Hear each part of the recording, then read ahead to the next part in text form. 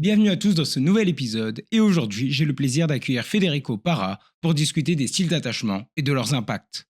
Ensemble, nous allons découvrir les différents styles d'attachement ainsi que leurs conséquences sur nos relations avec les autres, notamment amoureuses, mais aussi sur la relation que nous entretenons avec nous-mêmes. Federico a partagé de nombreux outils qui t'aideront à identifier ton style d'attachement, notamment au travers de tes comportements. Et tout au long de l'épisode, tu l'entendras répéter et affirmer que ton style d'attachement peut être changé vers un attachement plus sécure. Ce sera d'ailleurs le sujet d'un second épisode qui sortira la semaine prochaine. Si tu as du mal à faire confiance, que tu te sens souvent en insécurité dans tes relations et que tu crains d'être abandonné malgré ta volonté de te rapprocher des autres, alors cet épisode est fait pour toi. Attends-toi à apprendre comment identifier ton style d'attachement, quels sont les comportements typiques de chaque style, quels sont les impacts de ton style d'attachement sur ton estime de toi et ta vision du monde, comment ton style d'attachement peut influencer le développement d'addictions, pourquoi l'attachement sécure est préférable aux autres styles d'attachement, comment tes 2 premières années de vie ont-elles façonné ta manière de te lier aux autres, et bien plus encore. À la fin de cet épisode, tu comprendras comment ton style d'attachement influence à la fois tes relations amoureuses et la façon dont tu te perçois toi-même. Tu sauras même d'identifier ton style d'attachement et de mieux comprendre certains de tes comportements et ceux des personnes qui t'entourent. J'espère que tu prendras autant de plaisir à nous écouter que nous en avons pris à le faire. Merci encore pour ta curiosité et sans plus attendre, voici Federico Parra.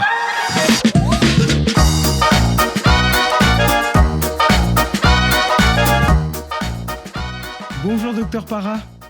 Bonjour Quentin, merci beaucoup pour l'invitation. Avec plaisir.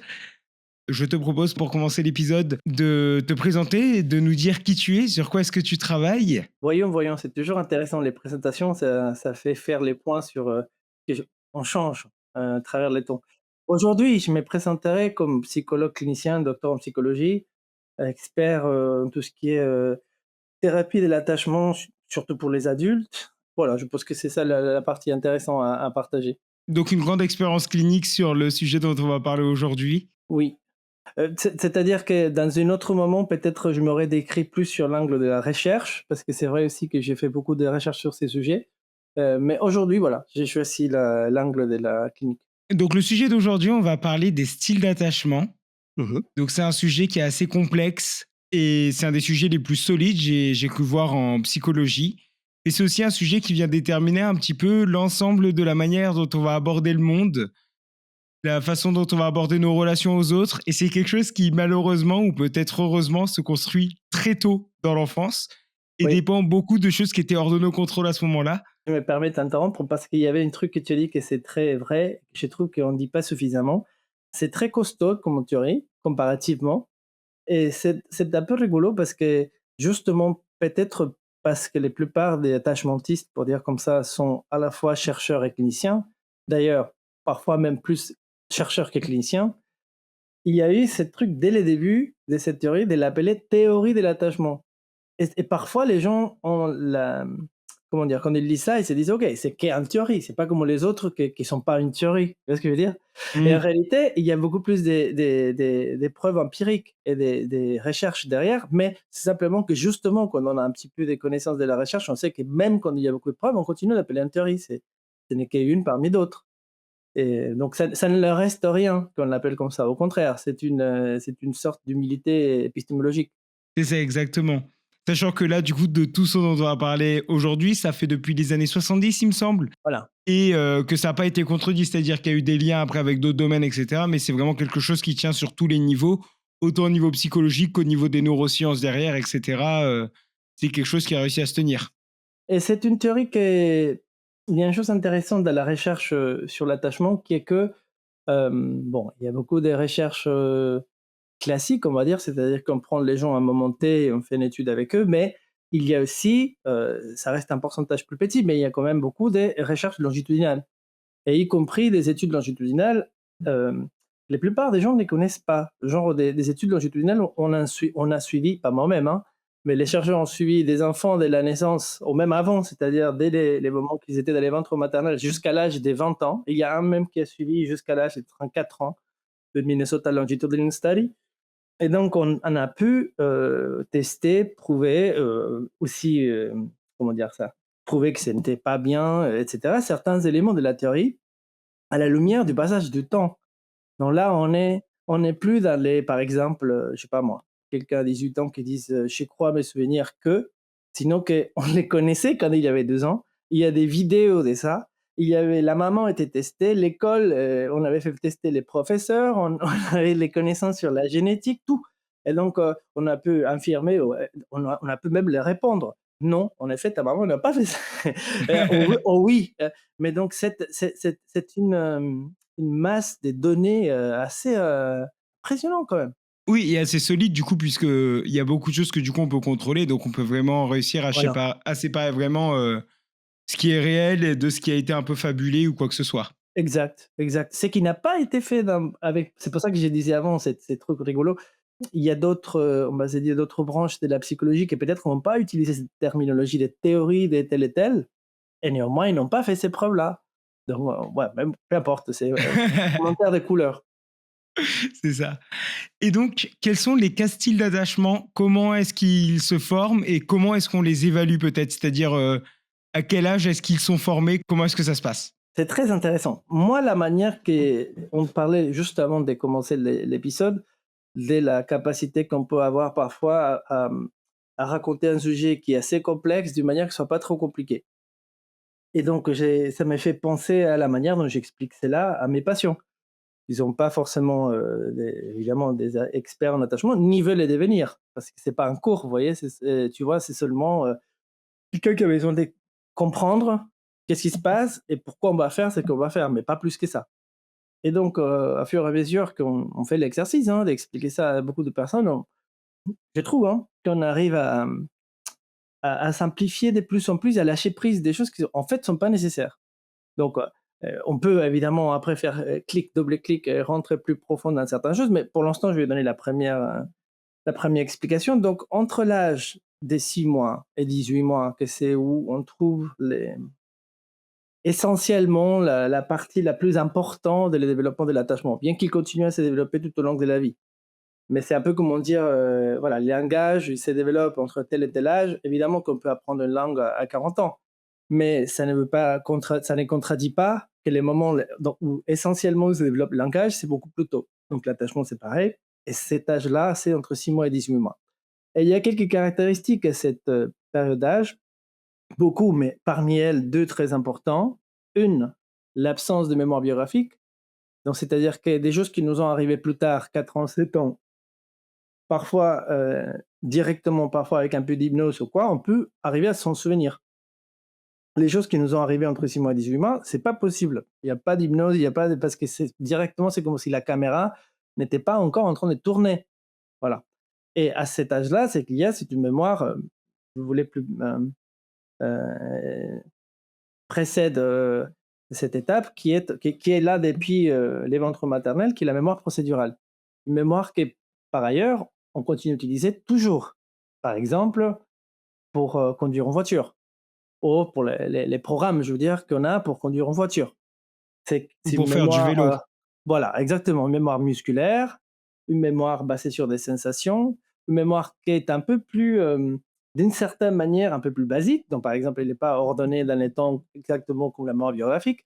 Mais voilà, c'est cette mémoire qui est disponible à ces moments-là, mais une mémoire qui ne permet pas de faire de la psychothérapie classique.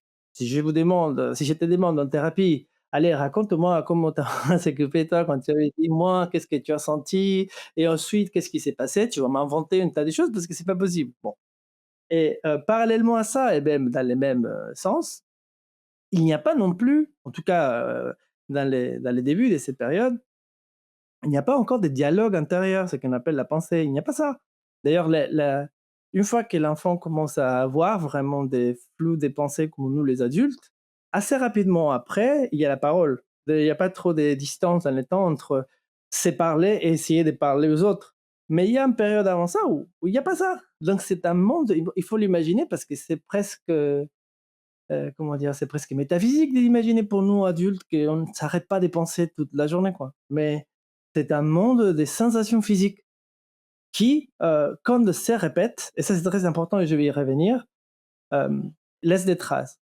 Et donc, ces sensations physiques, quand ils se répètent dans le temps, on commence à l'enregistrer dans ces mémoires procédurales. Et donc, dans ces périodes-là, tous les enfants du monde, ça c'est aussi important. Donc, c'est pas une question culturelle, c'est une question.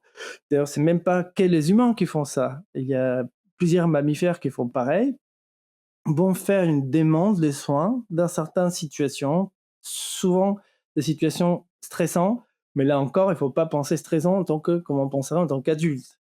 Donc, une situation stressante pour un enfant, ça peut être voir un nombre de quelque chose et imaginer que c'est un monstre. Par exemple, ça ne nous arrive pas à nous. Ou ça peut être que la lumière est trop baisse dans la chambre et donc ils ont un peu peur. Voilà, bref. Il y a plein de choses qui peuvent mettre un enfant en détresse. Et quand ils dépassent un certain seuil, automatiquement, spontanément, de façon innée, il y a certains gestes qu'ils vont faire qui sont pareils partout, souvent avec les bras comme ça, etc., pour attirer l'attention des parents. Et ce qui va se passer ensuite, s'il est positif, s'il est négatif, s'il est moyen, et on va y revenir, mais la sensation physique que ça va produire, c'est ce qu'on va garder. Et pas si ça arrive qu'une fois, mais quand ça se répète. Et ça, ce truc de la répétition, c'est clé.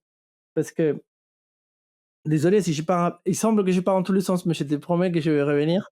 Mais c'est une branche intéressante parce que on dit souvent les enfants sont, on considère les enfants comme faibles, très vulnérables, etc. Ce qui est vrai. Mais d'une certaine manière, ils sont aussi très résilients. Pourquoi? Les enfants, ils ont la capacité, peut-être plus que nous, à différencier, si vous voulez, les bruits de la signal, dans le sens que s'il y a une chose qui se passe une fois seule, mais qui est pas quotidien, généralement, ça va pas laisser une marque, sauf si c'est vraiment très, voilà, extrême. Mais je veux dire, imaginons un papa qui est, en général, prend son enfant dans les bras quand il y a besoin, nanana, et qui une journée, parce qu'il est très fatigué, je sais pas quoi, il ne fait pas du tout ça, et l'enfant pleure, tout ça, ça ne va laisser aucune trace. L'enfant, il va même pas pouvoir se souvenir de ça. Mémoire biographique, il pourrait, parce qu'il se dirait, je me souviens ces jours-là où il l'a pas amené. Mais là, non, parce que la mémoire procédurale ne fonctionne pas comme ça. Mais par contre, quand c'est pattern-like, quand il y a un truc qui se répète dans les temps comme un pattern, là, pour le coup, on commence à s'habituer. Et ces sensations physiques, bon, aussi, si on va rentrer plus tard dans des trucs plus compliqués, c'est-à-dire la défense qu'on va utiliser contre ça, qui aussi vont être apprises et répétées après. Mais pour l'instant, si on garde que ça, je pense que c'est l'explication la plus simple, c'est ces sensations physiques liées à l'expérience d'essayer de s'attacher à quelqu'un, sont gardées dans la mémoire procédurale, puis vécues quand on adulte, on essaye de s'attacher à quelqu'un. Donc, même situation ou situation similaire, évidemment, il y a des différences entre attachement enfant et attachement adulte, on va y revenir, mais rappel, on va réveiller, si vous voulez, toutes ces sensations physiques. Certes, ensuite, il y aura euh, des pensées, des schémas, des comportements, etc. Mais tout ça, et c'est important, pour moi, je suis content qu'on dise ça en commençant l'épisode, c'est que des proxys, les cœurs, oui, les cœurs de l'affaire, c'est ces sensations physiques. Ce qui fait que vous soyez, et là j'ai dit vous parce que je parle à tout le monde, que vous soyez un connaisseur absolu de la théorie de l'attachement, que vous ne l'aurez jamais entendu parler dans votre vie, ça change absolument rien. Les moments où vous êtes face à un stimuli qui réveille ces sensations d'attachement, même si votre esprit il dise ah oui, je me souviens que mon psy m'a dit que là je devrais faire ça, c'est beaucoup plus rapide. La sensation physique elle est plus rapide que la cognition.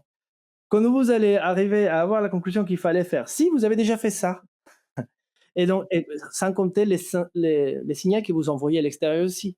Donc, c'est pour ça que, et je suis sûr qu'on va avoir le temps d'en parler, une thérapie qui essaie d'aider quelqu'un à devenir plus sécure doit forcément s'occuper de ses sensations physiques. Il y a plusieurs manières de le faire, mais une thérapie qui laisserait ça dehors et qui passerait seulement son temps à discuter soit les comportements, soit les schémas des pensées, soit les deux, mais qui laisserait pas, qui prendrait pas les corps en compte, à mon avis, ça tourne un peu en rond en fait. Mais bon, on va y revenir, je suis sûr. Oui.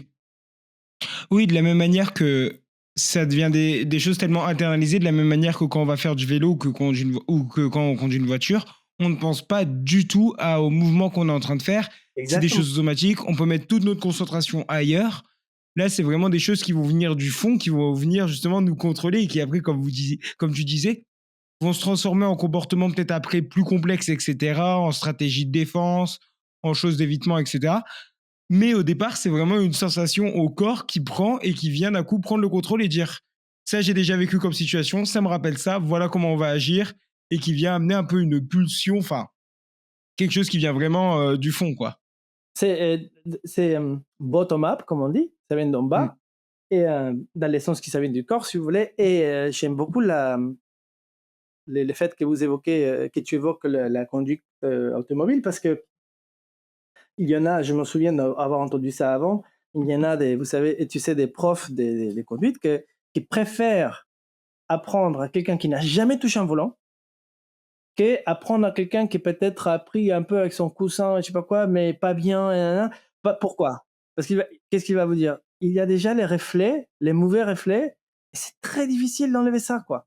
S'il est habitué à que si se passe telle chose, il fait ça, son corps désormais fait ça. Moi, je passe toute la journée à lui dire qu'il fasse l'opposé, mais son corps fait ça.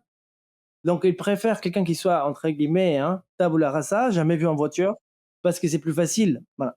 Donc, effectivement, attention que je ne suis pas du tout en train de dire que alors on est foutu. Pas du tout. Mais j'ai dit simplement qu'il ne faut pas, comment dire, sous-estimer la force, je répète une fois de plus, la force de ces sensations viscérales.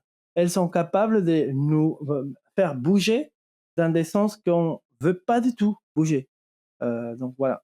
Donc il faut simplement les estimer à son bon degré et trouver les moyennes, je suis sûr qu'il y en a plusieurs, de travailler avec ça, quoi.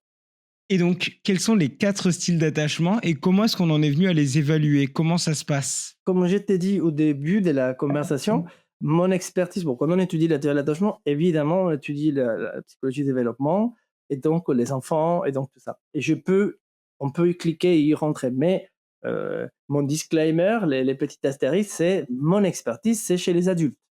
Et c'est important de le dire parce que il y a quand même des nuances, même dans la théorie, tout simplement peut-être parce que les gens qui ont étudié les uns et les gens qui ont étudié les autres n'ont pas été les mêmes gens. Voilà. En tout cas, dans certains cas. Et donc, par exemple, même dans la terminologie des styles, parfois, on peut, quelqu'un qui novice, nouveau pour la théorie et qui se disent pourquoi on appelle ambivalent chez les enfants et on appelle préoccupé chez l'adulte, mais finalement, quand je lis un peu qu'est-ce qu'il y a des noms, c'est plutôt la même chose. Pourquoi on appelle les organisés les enfants et après, certains chercheurs vont appeler non résolus les adultes? Est-ce que c'est la même chose? D'ailleurs, ce n'est pas la même chose, il y reviendra.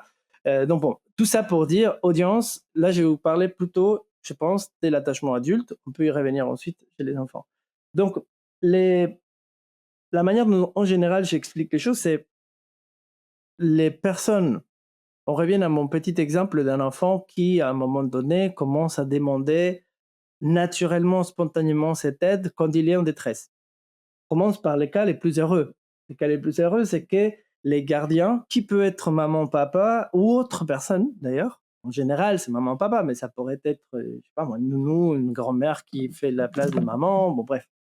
Mais la personne d'attachement qui est la plus près et le plus étant avec l'enfant, euh, si cette personne est capable, les plupart des fois, ça n'a pas besoin d'être tous les fois, mais les plupart des fois, de satisfaire cette besoin, la détresse baisse. Et comme on disait, c'est qu'on garde ces sensations positives d'être aimé, d'être important, d'être un peu, comment dire ça, entouré, de se sentir un peu comme dans une espèce de boule de sécurité. Voilà. Et ça, fait des effets sur le système nerveux, etc. Mais surtout, si on garde notre explication simple, on garde ces sensations physiques, c'est qui va, par la suite, on va avoir envie de créer des relations d'attachement quand on est adulte.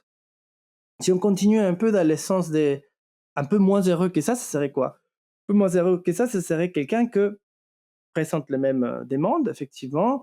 Ses parents, ses gardiens, de temps à autre, arrivent à faire, comme on vient de dire, bien les choses, à les protéger, les garder, etc. Donc, l'enfant développe un goût de ça. Il se dit c'est super sympa, c'est très bon, je me sens très bien. Et comme ça, d'un coup, ça s'arrête. Et comme ça, d'un coup, ça revient. Et d'un coup, ça s'arrête.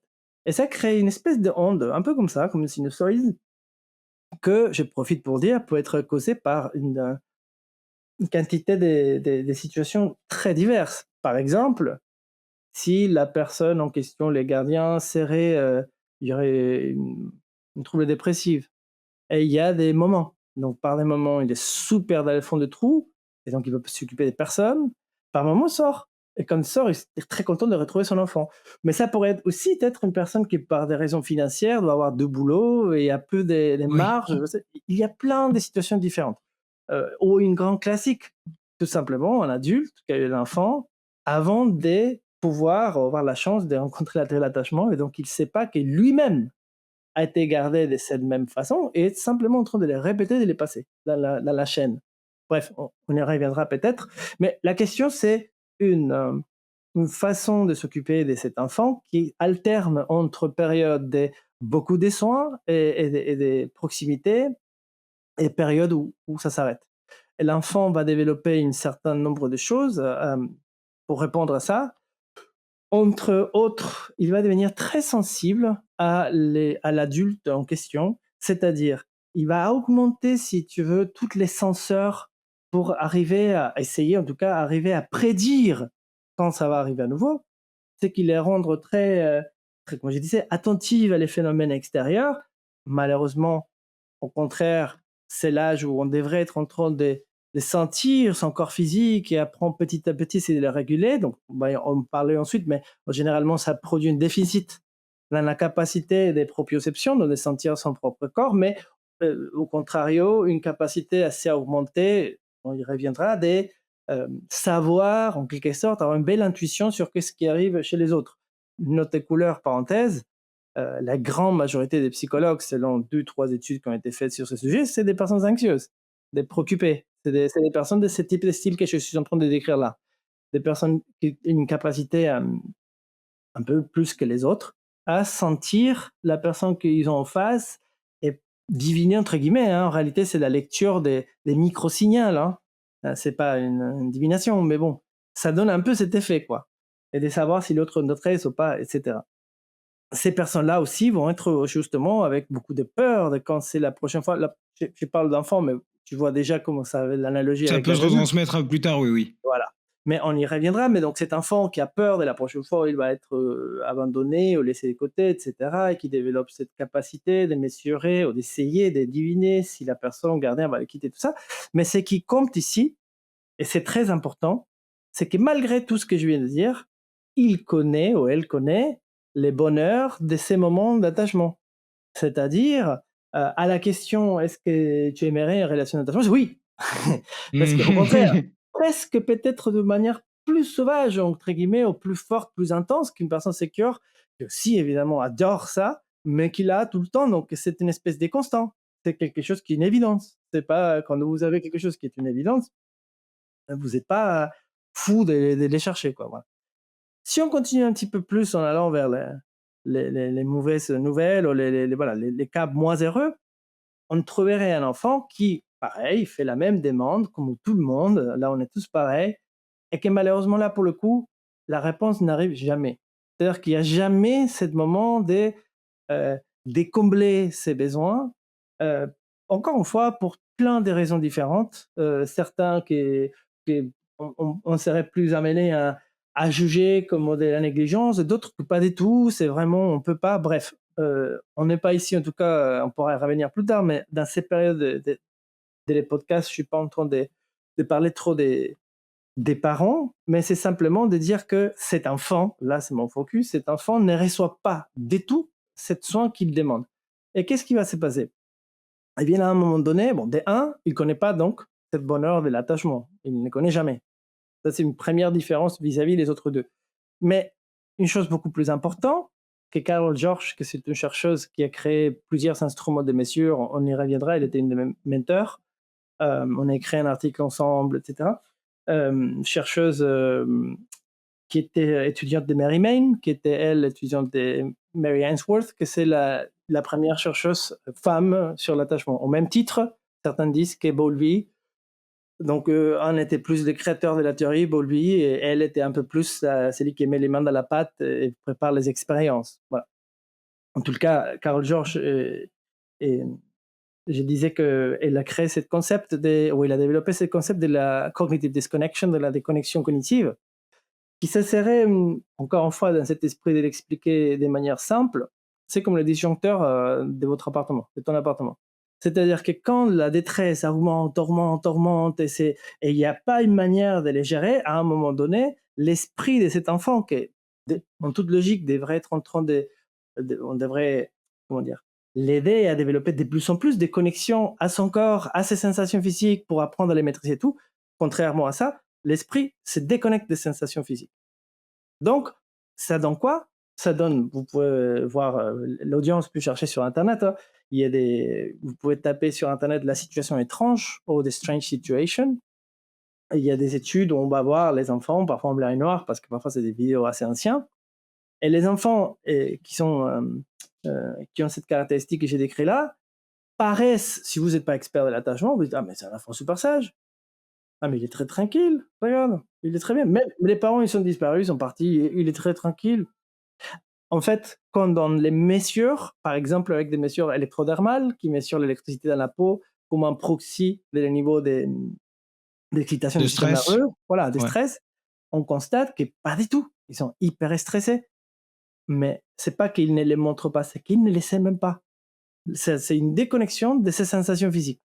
Euh, Petite disclaimer là aussi, là on parle évidemment, parce que toi tu m'as demandé des styles, et donc c'est toujours dans la pédagogie d'essayer de séparer au maximum les différentes choses pour que vraiment il y a des contrastes et donc on arrive à voir la différence. En réalité, dans la psy, comme je crois dans tout, les choses ne se présentent pas comme ça, et il y a plutôt des degrés des choses. Donc il y a des gens qui sont déconnectés un peu, par exemple, de ces émotions. Il y a des gens qui sont déconnectés quand la détresse arrive à un certain niveau, mais pas à un autre. Il y a des gens qui effectivement, comme pour l'exemple précédent, des enfants qui sont très perceptifs des les autres, et il y a des gens qui sont un peu comme ça, mais pas complètement. Donc on va y revenir, mais il y a un continuum, hein. Mais là, on fait exprès pédagogiquement et séparer au grand maximum, un peu comme on se disait, presque des personnes absolument différentes voilà, dans une démarche purement pédagogique. Donc on arrive à ça, donc à cette personne à cet enfant, pardon, qui est déconnecté un peu de ses sensations de détresse, en tout cas, qui paraissent de l'extérieur super calme, mais ne l'est pas du tout, et qui n'a pas eu suffisamment, en tout cas, d'expériences positives par rapport à l'attachement, comme pour vouloir ça plus tard. Il a un peu s'est dit, non, non, c'est pas sympa cette histoire de l'attachement, voilà. Et après, c'est vrai que les nombres, comme c'est beaucoup plus petit dans la population, là, si on revient à mes trois exemples, là, les premières, c'est les secures, celui qui est bien rassuré, etc. Selon les pays, mais les études épidémiologiques montrent que 55-60% de la population, donc c'est vraiment une grande majorité. Ensuite, tu as ces deux groupes, donc les premières que j'ai décrit, qui a cet amour ou ces capacités d'être protégé par moment et par moment non, etc., et qui créent de l'anxiété. Ça, on a plus ou moins 15%, voilà. Et ensuite, tu as pareil par rapport à les habitants. Et ce qui reste, que ça dépend des pays, mais ça peut être 5, 7%, 8%, des choses comme ça. Donc plus rare, et donc on entend moins parler. Dans l'enfance, on va l'appeler désorganisé. Mais pour notre conversation aujourd'hui, je pense que c'est intéressant d'amener les concepts d'adultes, on l'appelle non résolus. C'est comme ça qu'on va les trouver sur Internet et sur le livre. Et cette un peu manière de l'expliquer encore le plus simple possible, c'est que si maintenant on se projette 20 ans plus tard, on a ces enfants que je viens de décrire, on se projette, maintenant c'est des personnes de 20 ans. Donc ces personnes de 20 ans, les secures, quand ils invoquent l'image de ses parents ou de ses gardiens, quand ils pensent à eux, ça va les rassurer.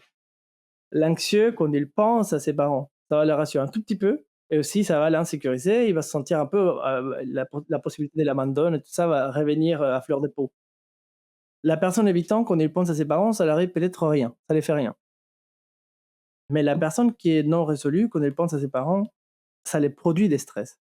Ces figures d'attachement qui ont été internalisées, ces sensations physiques c'est-à-dire que la fonction primaire d'une figure d'attachement qui est celui de réduire le stress, aider à traiter cet stress, etc., c'est pas seulement qu'il n'est pas rempli, comme dans le cas des évitants, mais dans le cas des personnes qui ont un trouble d'attachement non résolu, les figures d'attachement sont eux qui produisent la détresse. Souvent parce que c'est associé à des traumas. Donc là, peut-être aujourd'hui, je pense, hein, on va pas trop parler de ça, même si c'est aussi, moi je suis expert en attachement, expert en troubles de stress post-traumatique complexe, qui est grosso modo trauma plus problème d'attachement, si vous voulez, trauma de l'enfance. Donc c'est un peu un niche qui est évidemment hyper intéressant, sur lequel je fais beaucoup de recherches et beaucoup de cliniques, mais c'est vrai que ça reste peu de la population. Donc la plupart des gens qui ont des problèmes d'attachement, c'est plutôt ce qu'on a décrit tout à l'heure. Un peur de l'abandon, ce genre de choses pour les préoccuper, rejet des relations, distance, froideur, etc., pour ceux qui ont un attachement évitant. Mais il faut en tout cas garder en tête qu'il y a cet autre groupe, ce quatrième groupe, qui c'est un peu plus compliqué pour eux. Parce que c'est pas seulement une distance ou un besoin excessif, c'est une peur viscérale liée à les relations d'attachement. Les relations d'attachement font vraiment peur.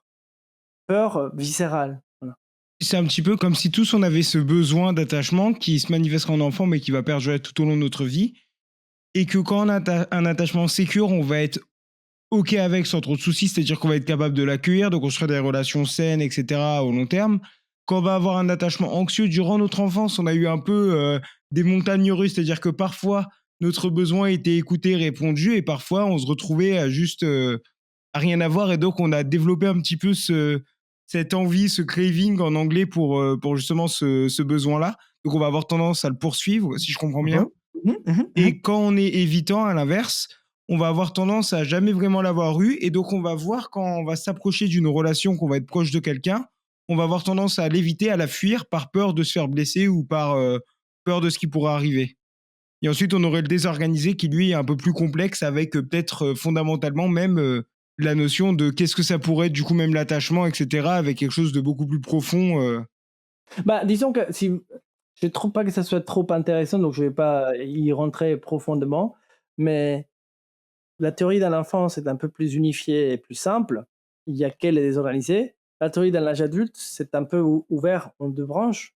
Donc vous avez ceux qui parlent de l'attachement désorganisé à l'âge adulte. Par exemple, professeur Mikovic en France, elle parle des organisations. Donc là, vous aurez quelqu'un, et ça existe effectivement, c'est testé, ça existe, des gens qui ont un peu les deux comportements de manière alternée, c'est-à-dire par moment de comportement d'évitement, par moment de comportement d'anxiété, d'être préoccupé. Et donc ça, si vous voulez un peu, si tu veux un peu une caricature, ça serait quelqu'un qui te dise mais viens, prends-moi dans les bras, tu es trop loin. Et quand tu te rapproches, ils te disent mais là, je sens que tu m'étouffes. Et c'est un peu les deux comportements de manière alternée. Donc ça, c'est les désorganisations classiques. Mais après, il y a cette autre branche de la théorie qui parle de non résolus, attachement non résolu. Ça, c'est autre chose. Ça, c'est vraiment la notion que dans les parties de la mémoire où on a gardé, où on est censé garder ces sensations d'être soigné, protégé, etc., ce qui s'est gardé là, c'est de la terreur.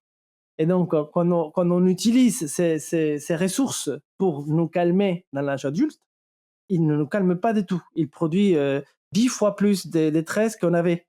Et donc, voilà, cette situation assez compliquée. Généralement, ça produit des symptômes. Ça ne reste pas dans seulement je ne peux pas avoir une relation. Hein, mais voilà, et ça, c'est détecté par certains tests d'attachement, notamment la AI, que c'est un peu dans la.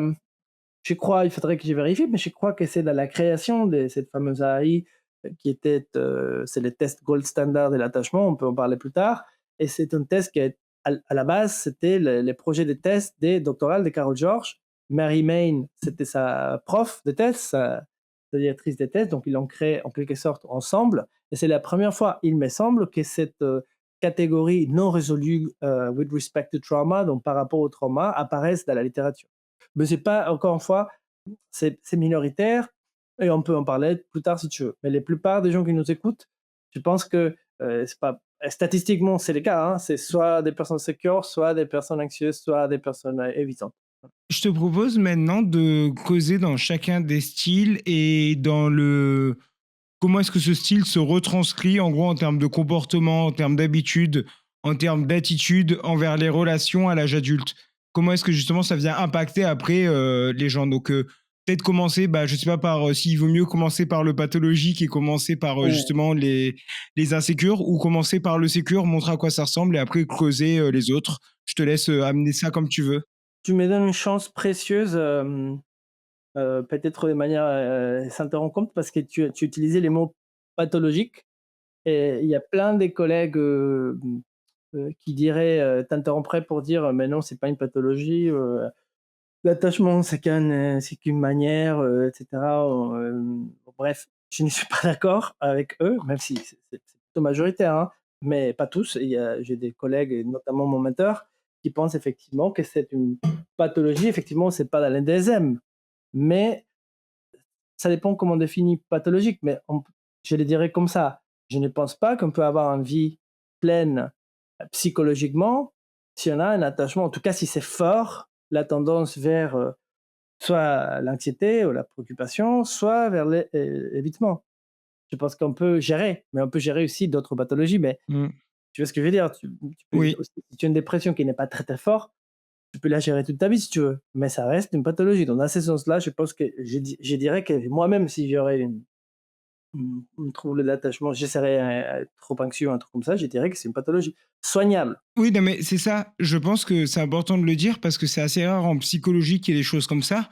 Mais là, on a vraiment un pattern qui apporte plus de bien-être et plus de joie dans la vie. C'est-à-dire Ouais, que le fait d'être sécure, ça a vraiment une différence qualitative et quantitative en termes de bonheur par rapport aux autres patterns d'attachement. C'était pour ça que j'utilisais le mot pathologique, c'est que c'est assez rare en psychologie, mais là, il y a vraiment quelque chose qui est bien mieux et plus souhaitable de manière générale aux gens, quoi. presque par défaut, on parle d'abord de les, entre guillemets, non pathologiques, donc de l'attachement sécure. Donc effectivement, l'attachement sécure est un facteur même de protection pour le développement des psychopathologies autres. Hem, il y a une étude qui avait fait mon mentor, Dan Brown, un de mes mentors, c'est un professeur de Harvard qui est mort en 2018, avec qui j'ai étudié aux États-Unis. Et lui, entre autres chapeaux qu'il portait, il portait les chapeaux d'être expert witness. C'est les psychologues qui sont appelés par la cour aux États-Unis pour se prononcer sur tel ou tel cas. Et dans le cas, lui, il s'occupait beaucoup des, on va dire, les viols de l'Église, donc les abus de l'Église, ou liés à l'Église. Et donc, un cas particulièrement qui l'a particulièrement intéressé, c'était un cas d'une école où il y avait, voilà, c'était un, je pense qu'on appelle ça foster home, quelque chose comme ça. C'est une maison où on laisse les enfants qui sont abandonnés. Et donc, apparemment, il y avait un ou deux, je me souviens plus, mais un ou deux personnes qui s'occupaient de ces enfants qui, malheureusement, les a touchés, etc., etc. Donc, 20 ans plus tard, enfin quelques années plus tard, ces enfants se réunissent et portent plainte tous ensemble. Et Brown apparaît là pour donner son opinion sur le cas. Et ce qui l'a intéressé, il écrit ça sur son livre, un de ses livres, c'est que il y avait entre guillemets deux sous-groupes. Je finis bientôt. Deux sous-groupes. Un qui était des enfants abandonnés, grosso modo, qui n'ont jamais connu l'attachement sécure parce qu'ils ont été abandonnés très tôt. Et deuxièmement, il y avait un groupe qui était des enfants qui, à l'époque, à Boston, il y avait des familles très nombreuses et pauvres, et donc qui ne pouvaient pas garder les enfants, mais qui quand même les gardaient un certain temps, et après les donnaient en adoption. Et ces enfants-là, ils avaient connu l'attachement, et d'ailleurs, les parents venaient les voir de temps en temps. Donc, tout c'était pour dire que voilà, on a identifié comme les symptômes développés. euh, C'était très intéressant pour lui comme expérience parce que tu avais un groupe de gens qui avaient tous vécu la même chose, perpétrée par la même personne, dans les mêmes contextes, et dont la seule différence était s'il y avait un attachement plus ou moins sécure ou pas. Et pour les cas des gens qui étaient, évidemment, même les gens qui avaient un attachement sécure, ils avaient développé plein de symptômes parce que c'est pas, vous savez, se faire attaquer dans l'enfance, ce n'est pas rigolo. Mais les symptômes étaient beaucoup plus petits. C'était des symptômes, on va se dire, moindres, une dépression plus ou moins forte, mais qui pouvait travailler, etc. Et les autres avaient développé des symptomatologies beaucoup plus graves, avec plusieurs problèmes, troubles psychologiques diagnostiqués, etc. Et donc, c'était encore une autre preuve, mais il y a plein, hein. Dès que l'attachement secure est c'est comme un firewall de protection, c'est un facteur de protection contre le développement des psychopathologies. Ça serait déjà intéressant de l'avoir. Bah, forcément. Même si on ne parle pas des relations, on va évidemment parler parce que c'est le plus important, mais ça resterait qu'un truc, tu sais, je m'occupe de moi, je vais quand même ne pas être résilient et ne pas développer des psychopathologies quand il y a des problèmes de la vie qui arrivent. Bon, ça serait déjà une bonne raison pour se dire: «Allez, je vais développer un peu la sécurité de l'attachement, ça va m'aider». Mais évidemment, ça ne s'arrête pas là. Il y a une quand on pense à la théorie de l'attachement, je pense que c'est très aidant de faire, toute analogie a ses limites. Mais en même temps, elle peut nous aider à penser les choses. Et donc, par exemple, l'idée d'un bâtiment et comment un enfant s'est construit et comment les différents étages sont posés. Donc l'attachement, sincèrement, c'est une des premières choses. C'est pas la première, évidemment. Je me souviens quand ma fille était née, les premiers mois, il y avait, moi, je suis tellement obsédé avec l'histoire de l'attachement, j'ai vu qu'il y avait des choses avant que ça. Donc, par exemple, la régulation de la température physique, voilà. Elle a froid et donc tu savais pas ça, mais les enfants, parfois, au début, ils n'arrivent pas trop à maîtriser la température corporelle. Bon, bref. Et après, ça arrive et ça marche. Bon, il y a des choses avant, mais disons que c'est une des premières choses. Voilà. Et quelle est la conséquence de ça? Eh bien, que tout ce qui vient après va se construire sur ça. Et donc, c'est-à-dire que ces trucs vont avoir d'influence sur d'autres choses qui se passent après dans le développement, qui n'ont pas l'attachement. Donc, on ne peut pas dire, par exemple, on peut pas dire que l'attachement une personne d'attachement secure va être plus intelligente qu'une personne. Ça, c'est pas vrai. Par contre, on peut dire qu'une personne qui a un attachement secure a une capacité de maîtriser sa détresse de façon telle à pouvoir exploiter toute son intelligence. Et une personne qui n'a pas ça, peut être brillant et au moment de l'examen, devenir complètement, tu sais, parce qu'il n'y a pas d'estime de soi, parce qu'il ne sait pas réguler l'émotion qui vient, etc. Donc une petite émotion devient très grande et finalement il utilise un quart de son potentiel. Donc ça peut, à des fins pratiques, peut être même plus intelligent. Pas si, je suppose que c'est compris. On s'est compris. Donc, Oui. donc une personne qui, en tout cas, si on revient pour pas perdre le fil, et j'insiste sur ma présentation au début du podcast quand j'ai fait les choix de dire je parle aujourd'hui avec mon chapeau clinicien et pas trop chercheur, parce que je vais te filtrer un peu de ce qu'on peut dire dans un livre, c'est que j'ai trouvé dans la pratique. J'ai traité, l'autre fois j'ai fait les comptes parce que bon, dans un écrit que j'avais fait, j'ai mis plus ou moins la quantité des patients que j'avais traités, donc c'est plus des 1000, donc c'est beaucoup de personnes. Et donc, c'est vrai que comme si, ça il faut le dire aussi, on a un peu de biais parce qu'on ne voit pas toute la journée des gens sécures, parce que c'est pas ces gens-là qui viennent Oui. consulter. Voilà. Mais quand même, parce qu'il y a des gens qui viennent consulter pour autre chose. D'ailleurs, des gens qui viennent consulter pour des problèmes entre guillemets moins graves, par exemple le changement de professionnel, où ils ne sont pas sûrs s'ils veulent, tu sais, s'ils viennent de continuer dans son entreprise ou changer, etc. Et par hasard, ils ont un système d'attachement super secure, et donc tu peux voir dans les traitements de cette problématique les ressources que cette personne peut amener de ces faits, hein, des faits d'être compté avec cette capacité de régulation, etc. Mais je reviens à mon bâtiment. Les choses qui se développent justement après l'attachement, au travers les relations d'attachement, une, très importante, c'est l'estime de soi. Je vais y revenir dans 12 secondes. L'autre, c'est la régulation émotionnelle. Et ces deux éléments, l'estime de soi, la régulation émotionnelle, sont presque constants dans toutes les problématiques psychologiques que tu vas rencontrer. C'est-à-dire que, ou si tu veux renverser ce que je viens de dire, une bonne estime de soi, une haute capacité de régulation émotionnelle sont encore une fois des facteurs de protection contre la plupart des psychopathologies. Gna, gna, gna, gna. Et même, imaginons qu'on s'en fout de la psychologie, donc on ne parle pas des psychopathologies. Pour les gens qui nous écoutent, qui s'en foutent de tout ça, la, dans la vie quotidienne, n'importe quel genre d'épreuve, se faire virer, renvoyer de son emploi, se faire quitter par quelqu'un, toutes des choses qu'on va tous vivre plus ou moins, avoir une haute estime de soi, avoir la capacité de se réguler. Se réguler émotionnellement, ça ne veut pas dire ne pas avoir des émotions négatives, on est clair. Ça veut dire simplement, une fois qu'elles sont vécues, avoir la capacité déjà de les identifier, de les sentir, de les traiter et de pouvoir petit à petit les apaiser. Voilà. Et cette capacité-là, si c'est accru, ça donne littéralement un avantage. Parce que vous arrivez plus rapidement à votre baseline dans lequel vous allez pouvoir à nouveau penser clairement, etc. Donc, pourquoi je parle de régulation émotionnelle et pourquoi je parle de l'estime de soi? Eh bien, parce que l'estime de soi, elle se développe avec les figures d'attachement. C'est comme si, peut-être, tu as quel âge, toi? 22 ans là. Donc tu es clairement jeune pour l'analogie que j'allais faire, mais à l'époque, quand j'avais, parce que j'ai commencé avec les jeunes, comment dire ça? Je suis fanatique des ordinateurs. Et à l'époque, il n'y avait pas encore quand j'avais 7, 8 ans, et cetera, on utilisait les modems. Les modems, c'était une manière de communiquer quand il n'y avait pas les Wi-Fi, où il y avait les modems d'un ordinateur appelaient les modems de l'autre ordinateur, et pour se mettre d'accord, oui, il faisait des bruits jusqu'à communiquer. Bon. Disons que la relation d'attachement entre l'enfant et les gardiens, on va les représenter par ce protocole qui s'est créé entre ces deux ordinateurs, voilà, et se met à communiquer. Et travers ces liens, s'il est bon, il va s'installer ces deux caractéristiques ou ces deux lignes de développement qu'on vient d'ouvrir, la régulation émotionnelle et l'estime de soi. Comment? Eh bien, exemple simple. Quand un parent qui n'est pas justement, qui n'a pas des grosses problématiques psychologiques, qui est bien, regarde son enfant, il sent naturellement et spontanément un bonheur de que cet être existe et cet enfant le perçoit. Et ils se disent, quand ça arrive à répétition, rappelle, la répétition, c'est la clé. Ils se disent, il va y avoir quelque chose de bon, moi, si je vais rendre heureux ces gens, quoi.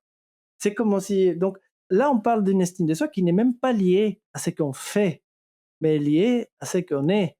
Et c'est ce type d'estime de soi qui bien, en quelque sorte, tu sais, la vie, on sait que c'est. Il y a des hauts et des bas. Ça, on le sait tous. Avant 2 ans, tu les sais déjà, je pense. Hmm. Mais ces hauts et ces bas, il y a une espèce de buffer qui viennent en quelque sorte centraliser, si tu veux, ce signal, ou la rendre un peu moins fort, réduire un peu l'amplitude, quoi, qui est justement cette estime de soi qui est pas liée à ce qui se passe. Donc, c'est-à-dire, tu t'élèves le matin et les jours d'avant, tu as eu une augmentation. Tu t'élèves le matin et les jours d'avant, tu t'es renvoyé. Dans les deux cas, il y a une sensation physique, viscérale, dès qu'il y a quelque chose de bon en toi. Voilà. D'où vient ça? Ça vient en grande partie, disait mon mentor, mais il y a aussi de la recherche là-dessus, dès ces expériences d'être avec des parents qui viennent représenter le monde entier, je rappelle, parce que à ton âge, à mon âge, si je compose une chanson, je les montre à ma mère, et ma mère me dit, c'est de la caca ta chanson. J'ai la liberté en tant qu'adulte de la poster sur Instagram, et peut-être s'il y a 1000 personnes qui me disent que c'est génial, ça va contredire ce que me dit ma maman, et elle va les neutraliser. Mais quand tu as l'âge qu'on parlait avant, quand tu es tout petit, tu n'as pas ça. Tes parents représentent le monde entier. S'ils te voient comme si tu es une chose qui ça vaut pas la peine, bon, le monde entier n'a pas envie que tu existes. C'est ça que tu retiennes. Et c'est ces sensations physiques, parce que sinon je me contredis, c'est pas les souvenirs de ça, on va pas se souvenir. Mais par contre, on va se souvenir des sensations. Oui, c'est vraiment un souvenir incorporé, c'est quelque chose qui va Voilà. nous tenir au corps, c'est quelque chose qui va rester peu importe les conditions puisqu'on l'aura vraiment, encore une fois, dans la mémoire procédurale, dans le fond et qui restera peu importe les situations. Bah, il suffit de parler, dans ma pratique quand j'étais en hôpital, psychiatrique, bah, c'était un centre de psychothérapie, mais qui était en communication avec un hôpital psychiatrique, donc on avait des personnes qui étaient internées dans l'hôpital psychiatrique aussi. Quand tu parles avec quelqu'un qui est avec une dépression très, très forte, la première chose en général qu'ils vont te dire, c'est: «Je me lève le matin et je ne sais pas pourquoi je suis ici. Quelle est la raison que je continue à vivre? Il n'y a pas d'essence que je suis ici. Si j'ai mort demain, personne s'en fout». Et c'est exactement l'inverse de ce que je viens de te dire. C'est la sensation de se lever le matin, même si c'est un mauvais jour, ou la suite d'un mauvais jour, je veux dire, et tu n'as rien fait encore de sympa. Mais la première chose qui vient, c'est une sensation sympa d'être vivant. Si tu as ça, c'est beaucoup plus facile la vie. Et ça, on Totalement. peut, bon, là je parle un peu à les parents qui nous écoutent, mais on peut les faire ces cadeaux, les enfants, assez tôt. Et même, c'est un très bon investissement. Parce qu'après, tu épargnes en psychologue. Voilà, parce que c'est vrai, c'est un facteur de protection. Et la régulation émotionnelle, c'est un peu différente, mais c'est aussi un peu similaire dans le sens que c'est dans cette relation-là que, par exemple, on peut imaginer qu'un enfant, quand il est tout petit, c'est plus les on parle même pas des émotions à cet stade-là, c'est des sensations physiques, généralement assez extrêmes et en façon de pendulum. Donc il y a un moment où tu vois l'enfant, peut-être qu'on lui vient de prendre les seins ou quoi, qui a une sourire comme ça, un truc qui est presque métaphysique, il paraît qu'il est dans un espèce de, pas moi, des paradis d'enfant. Et après, peut-être 5 minutes plus tard, et c'est comme si, voilà, c'est la guerre, quoi. Et aussi l'entre ça, quoi. Et petit à petit, il arrive un peu à découvrir les grilles, les choses qui sont au milieu. Et dans cette espèce de feedback loop avec là où les figures d'attachement, les personnes qui sont prêtes, euh, par l'action des, justement, qu'on dit, ah, là, tu es triste aujourd'hui, qu'est-ce qui t'arrive? Ou tu es très content là, et cetera. Il commence à petit différencier ces différents états, les identifier dans son corps et même identifier un peu les clusters des sensations que nous, les adultes, on appelle des émotions. Voilà. Et ça, c'est une partie de l'affaire. L'autre partie, c'est la régulation de cette émotion. La régulation émotionnelle, si tu regardes un petit peu la littérature sur ça, inclut l'identification, inclut le fait de pouvoir, effectivement, de ne pas avoir le cognitive disconnection, de les sentir et de rester avec, mais aussi la capacité de moduler, c'est-à-dire d'avoir une certaine maîtrise, pas absolue, ça n'existe pas, mais un peu. C'est-à-dire que, par exemple, si tu ressens un super truc et ce n'est pas le moment, que tu puisses gérer un peu, baisser un peu les volumes. Comment on apprend ça? Qui nous apprend ça? Eh bien, c'est les fameuses apaisements. L'enfant crie, machin, tu les prends dans les bras, tu les fais sentir en sécurité et tu utilises un peu tes capacités de régulation émotionnelle pour que cet enfant apprenne à se réguler. C'est un peu d'apprentissage par l'exemple, en fait. C'est toi, tu es en train d'essayer de te maîtriser en même temps, et donc lui, il est en train d'absorber ça. Et par la répétition, il apprend à le faire. Mais tout ce que vient de décrire dans les dernières 15 minutes, que ce soit l'apprentissage de l'estime de soi profonde, que ce soit l'apprentissage à réguler ses émotions, c'est la base de tout ça, le préalable, c'est qu'il y a cette relation, que ces deux modems ont connecté. Si on part de la base de que les parents sont même pas disponibles pour l'attachement, oublie tout ça que je viens de dire. Et donc, ces enfants-là vont devoir développer l'estime de soi comme ils peuvent un peu plus tard, souvent compensée par l'estime de soi liée à l'action, qui est importante. Hein. C'est important aussi d'être, par exemple, fier de soi quand on a fait bien une chose. Et peut-être un peu moins quand on vient de faire une connerie. Mais si c'est la seule estime de soi qu'on a, malheureusement, le problème, c'est que ça a bougé comme ça, et autant que la vie, parce qu'on ne peut pas réussir tout le temps. Et donc, ça fait vouloir réussir tout le temps, parce qu'on peut pas, on sait que si quand on tombe, ça va tomber, ça va faire vraiment mal, parce qu'il n'y a pas cette autre estime qui est tout le temps là, tu vois.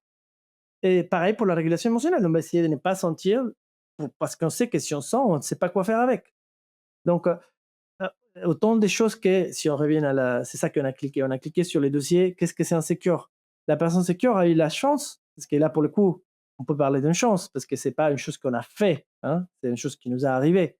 Donc, donc la chance d'avoir ces feedbacks, que ce soit cette connexion entre les modems, que j'ai dit, ces connexions d'attachement profonde avec ses parents qui sont disponibles la plupart du temps. Puis, sur ça, donc dans ces étages suivantes, ces montes, ces modules, hein, des régulations émotionnelles, dans des capacités de digérer, moduler, euh, apaiser profondément, viscéralement les sensations les plus difficiles que nous, les êtres humains, on est capable de sentir. Puis, cette sensation physique, même quand on se réveille le matin, avant qu'on se met à penser, dès qu'il y a bonne raison d'être ici. C'est bien que je sois ici. Le monde a envie que je sois ici. Voilà, ça, malheureusement, il peut voilà, être. Mais chez les personnes sécures, ils ont ça. Donc, si ça t'intéresse, et je finis là pour ne pas parler trop, mais comment ça se représente à l'âge adulte, et surtout dans le monde, si tu veux, on passe plus à dating, sorties, et tout ça, c'est que par définition, ces personnes ont une vie. Ils savent qu'ils sont de la valeur, mais c'est pas qu'ils le savent parce qu'ils l'ont lu dans un livre. C'est viscéral. Ils se sentent importants, ils se sentent et ça vaut la peine d'être avec eux. Donc, quand quelqu'un les rejette, quand quelqu'un est froid avec eux, quand quelqu'un, ça va peut-être sembler étrange pour certains, mais ça produit un peu de dégoût pour eux. Hmm. C'est-à-dire, c'est un peu comme si tu aurais la chance d'avoir une famille où ta maman, ton papa, les deux sont chefs et cuisinent incroyablement bien. Et dans tous les jours, tu te prends des plats super incroyables. Et un jour, tu fais un date avec quelqu'un et t'amène à manger McDo, je sais pas quoi. Tu n'as pas besoin de les faire exprès. La différence des goûts sera tellement forte que viscéralement, tu réagis avec un peu de les personnes qui sont sécures, quand on les traite mal, quand on les met trop de distance, quand on, au l'inverse, quand on les demande trop, toutes choses qui ne soient pas respectueuses, etc., de leur personne, ils n'ont pas besoin de trop réfléchir physiquement. C'est tellement différent, ça contraste tellement avec ce qu'ils ont vécu, qu'eux, ils n'ont pas envie de ça. Et ça les permet de naviguer, un peu comme un GPS, les mondes de dating beaucoup plus facilement que les autres. Parce que c'est presque leur corps, entre guillemets, les amène vers les personnes qui sont les plus capables d'aimer de manière stable. Donc c'est beaucoup plus simple pour eux, souvent. se retrouvent tôt entre eux-mêmes et donc ils disparaissent un peu de pool des dating parfois. C'est qu'ils reviennent souvent comme plante des patients qui vont dire ah mais dans les applis, je sais pas, je trouve que des personnes qui c'est pas vrai non plus, hein, mais bon, un peu quand même. C'est peut-être expliqué comme ça. C'est-à-dire que ces gens-là, c'est un peu malheureux parce que bah malheureux, je pense que les mots que je cherche, c'est injuste. Parce que c'est pas une chose qu'on a fait. C'est pas comme d'autres choses qu'on peut effectivement, quand on est adulte, on prend on prend des décisions et si on se trompe, si on se plante, ça il y a des conséquences. Mais là, on parle pas de ça, là, on parle d'un enfant de 6 mois et Oui. donc la chose qu'on a rien foutu et ceux qui sont sécures, naturellement, se dirigent vers ceux qui sont plutôt sécures et ceux qui, par exemple, et on va parler de ça dans un seconde, ceux qui sont, par exemple, préoccupés, ils sont presque, fortement inclins d'aller chercher des évitants et donc c'est une espèce de, c'est qui va ensuite prouver, entre guillemets, leur théorie naïve dès qu'ils vont être abandonnés, dès que l'autre appelle. Effectivement, les gens sont froids, effectivement, les gens m'abandonnent, et à chaque fois, ça devient un peu plus fort. Donc voilà. Mais encore, il faut marteler parce qu'il y a des gens que peut-être on ne nous écoute pas depuis le début. Tout ça peut changer. Et ce n'est même pas très difficile. Je veux bien qu'on parle après de thérapie. Ce n'est même pas très difficile si on a les bons outils. Dans une prochaine épisode, on va pouvoir discuter tranquillement sur les méthodes de soins, etc. Mais suffit de dire aujourd'hui que euh, une bonne analogie pour moi par rapport à les soins de l'attachement, c'est que si dans les années 70, 80, tu étais par exemple un soldat qui revenait de la guerre avec un trauma, etc., on t'aurait probablement recommandé un psychanalyste très long, etc., et on aurait dit qu'il y a un problème avec tellement de symptômes forts, tu te réveilles au milieu de la nuit, tu as des flashbacks et tout, c'est très difficile à soigner, qu'est-ce que tu veux, ça va prendre des années, etc. Fast forward à 2025, on t'envoie faire une EMDR et dans la plupart des cas, pas tous, mais la plupart des cas, dans un nombre de séances plus réduite, s'il n'y a pas d'autres soucis, ces symptômes disparaissent et tu vas bien à nouveau. C'est pourquoi? C'est parce qu'entre-temps, on a compris plus ce phénomène et la nature très spécifique de comment les guérir. Bon, les bonnes nouvelles, qu'on ne va pas parler aujourd'hui, mais c'est que ce même phénomène s'est passé plus récemment, peut-être les dernières 15 ans, avec l'attachement.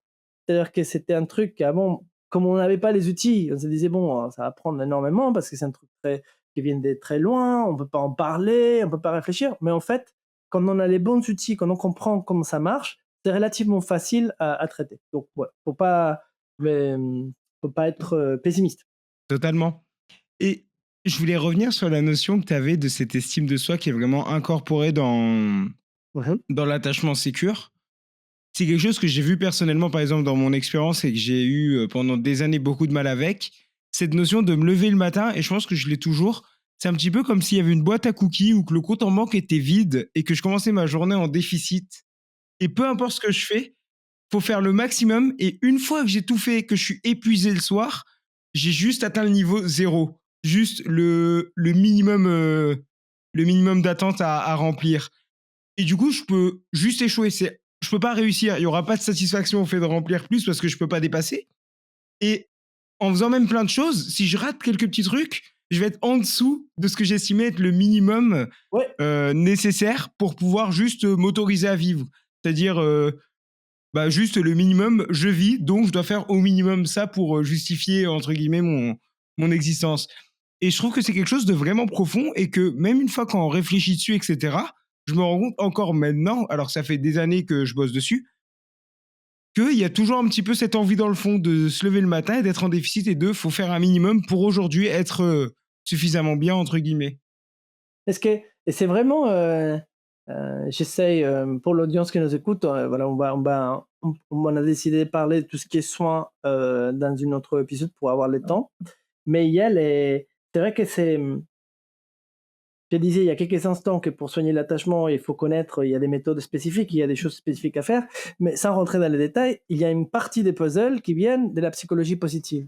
Et c'est cette notion qu'il ne suffit pas de constater des manques qu'il y aurait eu, et il ne suffit pas non plus d'en parler, il faut combler. C'est-à-dire, c'est un peu comme si on dirait, admettons qu'on parle d'un problème différent, et beaucoup plus simple à comprendre, admettons qu'on parle d'un enfant qui serait né dans un pays en développement, dans une famille un peu pauvre, qui n'arrive pas à lui donner suffisamment d'aliments d'un type particulier, donc il manque de vitamines. Voilà. admettons que cette personne devienne adulte et que les médecins, à chaque séance, fait les mêmes constats. Là, j'ai été fait un test, effectivement, il te manque de vitamine D, c'est ça qui produit des symptômes. Et donc, on passerait des années à se revoir pour se redire ça. Ça serait un peu étrange comme médecin. Et ce qu'on fait, c'est quoi? Le médecin va dire ça, mais en plus, va donner de la vitamine D pour prendre, parce que si on ne l'a pas eu avant, bon, c'est dommage, mais on va l'avoir maintenant. Parce qu'il faut, le plus rapidement possible d'ailleurs, avoir ces trucs que voilà, on n'a pas eu avant, bon dommage, mais on va l'avoir maintenant. On va pas rester comme ça. Et donc la psychologie positive rentre là dans la scène parce que c'est un peu les mondes de la psychologie, la branche de la psychologie où ces types de méthodes pour développer des qualités positives ont été les plus développées. Donc, encore une fois, on ne va pas trop rentrer dans les détails aujourd'hui, mais pour traiter la régulation émotionnelle, c'est différent. Régulation émotionnelle, par définition, on commence par une émotion qui apparaît, voilà, et puis qu'est-ce qu'on fait avec. Mais l'estime de soi, c'est une chose à cultiver. Donc, si on n'a pas ou pas suffisamment, euh, outre les constats, que c'est très important, il y a des méthodes pour les développer. Voilà. Et quand elle est développée, justement, ça enlève un peu, parce que pour être un peu plus précis, le docteur Brown, qui était, je disais, mon mentor, il parlait des deux types d'estime de soi, un peu comme ça serait du côté d'une pièce et que les deux étaient importantes. Et donc, il y avait, d'ailleurs, dans les protocoles de soins qu'on parlera à un autre moment, il y a des parties pour développer ces deux types d'estime de soi. Donc, il y a la plus connue, je pense que c'est qu'on pense la plupart des gens, quand on pense à l'estime de soi, c'est celle qui est liée à ce qu'on fait. Voilà. Et donc, effectivement, par exemple, être fier de soi quand on vient d'accomplir quelque chose, ça semble un truc basique, mais il y a des gens qui n'ont pas ça. Il y a des gens qui font un superbe travail, ou qu'ils ont fait un geste vraiment très bon humainement, etc. Et ils ne sont pas forcément, ils sont pas fiers, quoi. Bon. Donc ça, c'est une côté à développer, etc. Mais c'est tout ce qu'on dit, c'est qu'il y a une autre moitié qui est différente à ça, en nature, en qualité, qui est une estime de soi qui ne dépend pas de ce qu'on vient de faire, bon ou mauvais, sinon qui dépend du fait qu'on existe. C'est-à-dire qu'il y a associé à notre conscience, si tu veux, une sensation positive. Quand il y a un peu de ces deux estimes de soi, elles prennent le relais entre elles. Donc quand ça va très bien, on est très fier de soi. Quand ça va très mal, on est évidemment moins fier, mais il y a cette autre chose qui compense. Effectivement, je n'ai pas trop bien fait hier, mais quand même, il y a un truc, il y a un baseline, on ne baisse pas de Oui. ça, tu vois. Et On peut par pas contre, descendre trop profond, il y a une voilà, limite. Oui, c'est ça. Il y a une sécurité. exactement, Il y a un exactement. filet. On peut pas tomber plus bas que Voilà, et elle fonctionne un peu d'une manière assez organique. Et quand on manque cette deuxième type d'estime de soi, cette capacité de s'aimer parce qu'on est, malheureusement, c'est un peu les gestes, je pense, un peu naturels à faire, c'est de compenser par l'autre. Pourquoi? Parce que l'autre, on a plus la main dessus. On comprend assez rapidement que quand on vient d'avoir un super examen et qu'on a eu 19/20, il y a cette sensation qui vient. Ça, j'ai la main dessus. Il suffit que je fasse un autre examen à 19/20 pour avoir la même chose. Tandis que l'autre truc, j'ai aucune idée comment le remplir. Donc, je vais faire plutôt ça. Malheureusement, le problème, c'est qu'on ne contrôle pas les mondes. Et on ne peut pas, bah, heureusement d'ailleurs. Mais donc, imaginons, même si tu es les meilleurs footballeurs au monde, tu ne peux pas gagner tout le match. Et qu'est-ce que tu vas faire quand tu perdras? Et qu'est-ce que tu vas faire quand tu perdras une finale? Et ça va arriver, même si tu es Messi, ça arrive, ou même si tu es Ronaldo, ça dépend, qu'est-ce qu'on préfère dans l'audience. Voilà. Je suis argentin, donc tu t'imagines. oui, ce sera bien Léo Voilà, Messi. voilà, exactement. Qui d'ailleurs, ça m'est arrivé je pense que c'était un cours que j'avais donné en Paris 5, je me souviens pas exactement, mais où j'ai je les utilisés un peu justement comme exemple, parce que j'ai trouvé un bon exemple de ces sujets qu'on parle. Parce que Messi, il y a eu des parents, super, super attachants, il les suit partout, et cetera. Et donc c'est un mec qui, je crois voir, parce que je ne le connais pas personnellement, mais je crois voir qu'il y a une bonne estime de soi de celui qu'on parle. C'est-à-dire que même quand il rate des choses, il est un peu énervé, mais il y a un truc qui reste. Il va pas, il sombre pas, si tu veux. Et l'autre, je ne vais pas trop critiquer Ronaldo parce que peut-être il y a des gens de l'audience qui l'adorent, mais je pense que c'est un peu différent. Il est plus dépendant de ses réussites pour, sa vision de lui-même, quoi. Bon, je connais aucune des deux, donc quelqu'un va dire il est délirant, celui-là, ils ont raison. Mais bon, enfin, tout ce que je voulais dire, si on résume, c'est que c'est important d'avoir ces deux choses et que les parents ou les figures d'attachement, j'aime bien dire les figures d'attachement parce qu'il y a des gens qui n'ont pas de parents et donc c'est les personnes qui ont pris soin d'eux, c'est la même chose. Les figures d'attachement donc ont cette, chance d'offrir ça tôt aux enfants et ce n'est même pas trop compliqué parce qu'il suffit de se permettre d'être un peu, émerveillé par le fait qu'ils sont là. Et quand on pense en seconde à ce que les enfants nous amènent, il suffit, si quelqu'un nous écoute, il dit, mais comme j'ai fait ça, mais il pensait à quand l'enfant est né. C'est très facile. Hein. Il y a un truc qui c'est, tout le monde le dit. Là, pour le coup, tu parles avec n'importe quel parent et ils vont te dire, ah oui, le moment de la naissance, c'était un moment. Bon, il faut simplement penser à ça. 12 secondes et ça revienne. Donc, voilà. Enfin, les personnes sécures ont cette espèce de super pouvoir, des capacités à régler ses émotions plus rapidement. C'est auto-guidé vers des personnes plus capables de les aimer. C'est pas parfait, hein, rien n'est parfait. D'ailleurs, ça n'existe même pas ça. Mais la perfection, je veux dire. Mais quand même, ça donne un avantage dans la vie. Et effectivement, ça permet comme c'était l'exemple extrême que j'avais cité précédemment, des enfants qui ont été violés dans une école par la même personne, tout ça, que Dr. Brown a peu, c'est pas une école, c'était une espèce de foster home. Ouais. L'attachement secure vient permettre que même dans des choses les plus sombres qu'on peut imaginer, on s'en sort mieux que si on ne l'aurait pas. Voilà. Donc on ne peut pas sortir immune, ça n'existe pas, mais on va s'en sortir beaucoup mieux. Donc là, dans l'attachement sécure, tu nous as bien dit qu'il y avait une croyance fondamentale dans notre valeur. C'est-à-dire qu'on part avec une idée qu'on a une valeur propre avant même de faire quoi que ce soit. Oui. Et je me demandais quelles sont les croyances, que ce soit sur le monde ou en soi, que tu vois chez tes patients qui vont avoir des attachements insécures, anxieux et évitants. Donc on va commencer par l'anxieux seulement pour continuer avec cette continuum, qui d'ailleurs, je me permets, hein, parce que comme la théorie de l'attachement, comme je pense toutes les théories psychologiques et autres, il y a c'est pas une seule chapelle, il y a différences d'opinions et tout. Et donc par exemple, cette idée que j'ai présentée un peu au début du podcast, une espèce de gliding scale, une espèce de continuum dans lequel on commence par, entre guillemets, les mieux qui est être secure et après on passe à l'anxiété et après à l'évitant. Moi, je les vois comme ça. Il y a des gens qui voient plutôt comme deux styles différents. Les deux sont insécures, les deux posent des problèmes. Moi, je pense que c'est défendable. On peut argumenter que la personne anxieuse, même si ça pose plein de problèmes dans sa vie et tout, et on va y revenir dans 2 secondes, il y a un avantage. Et l'avantage, c'est qu'il a connu l'attachement sécure et Oui. qu'il le désire. Donc, même thérapeutiquement, c'est un avantage. Parce que c'est beaucoup C'est plus plus possible. simple, ouais. Voilà, c'est beaucoup plus probable qu'il vienne en thérapie, déjà. Mm. C'est beaucoup plus probable aussi qu'il Il a soit. conscience du manque. Oui, Il a conscience du manque de quelque chose. mais il a envie d'insister aussi. Mm. Donc, Ah bah après, oui, il a la motivation à aller le chercher, voilà, oui, bien sûr, oui. ça peut. Je ne veux pas généraliser parce qu'il y a des cas où effectivement c'est parti tellement en cacahuète la personne ne veut plus du tout essayer. Mais généralement, même quand elle dit je ne vais plus être en couple, 6 mois plus tard, 1 an plus tard, il a connu ça, elle a connu ça, elle sait que c'est bon. Donc, et ça les ramène dans l'arena. Chez les habitants, on va trouver quelque chose de différent ou pareil, pas généralisé, mais j'ai trouvé des cas où la personne, ça fait 20 ans qu'il voit personne. Par exemple, ça, c'est rare d'avoir ça chez les préoccupés. Parce que quand tu as connu quelque chose qui était bon, même si par moment ce n'était pas bon, tu as quand même envie d'essayer, donc tu ne laisses pas passer tellement de temps, tu vois. Donc voilà, il y a cet avantage. Mais croyance, donc déjà, les personnes qui sont anxieuses, quand ils se lèvent le matin, comme on disait, souvent, il y a beaucoup moins, ou voire même une image négative de soi, souvent.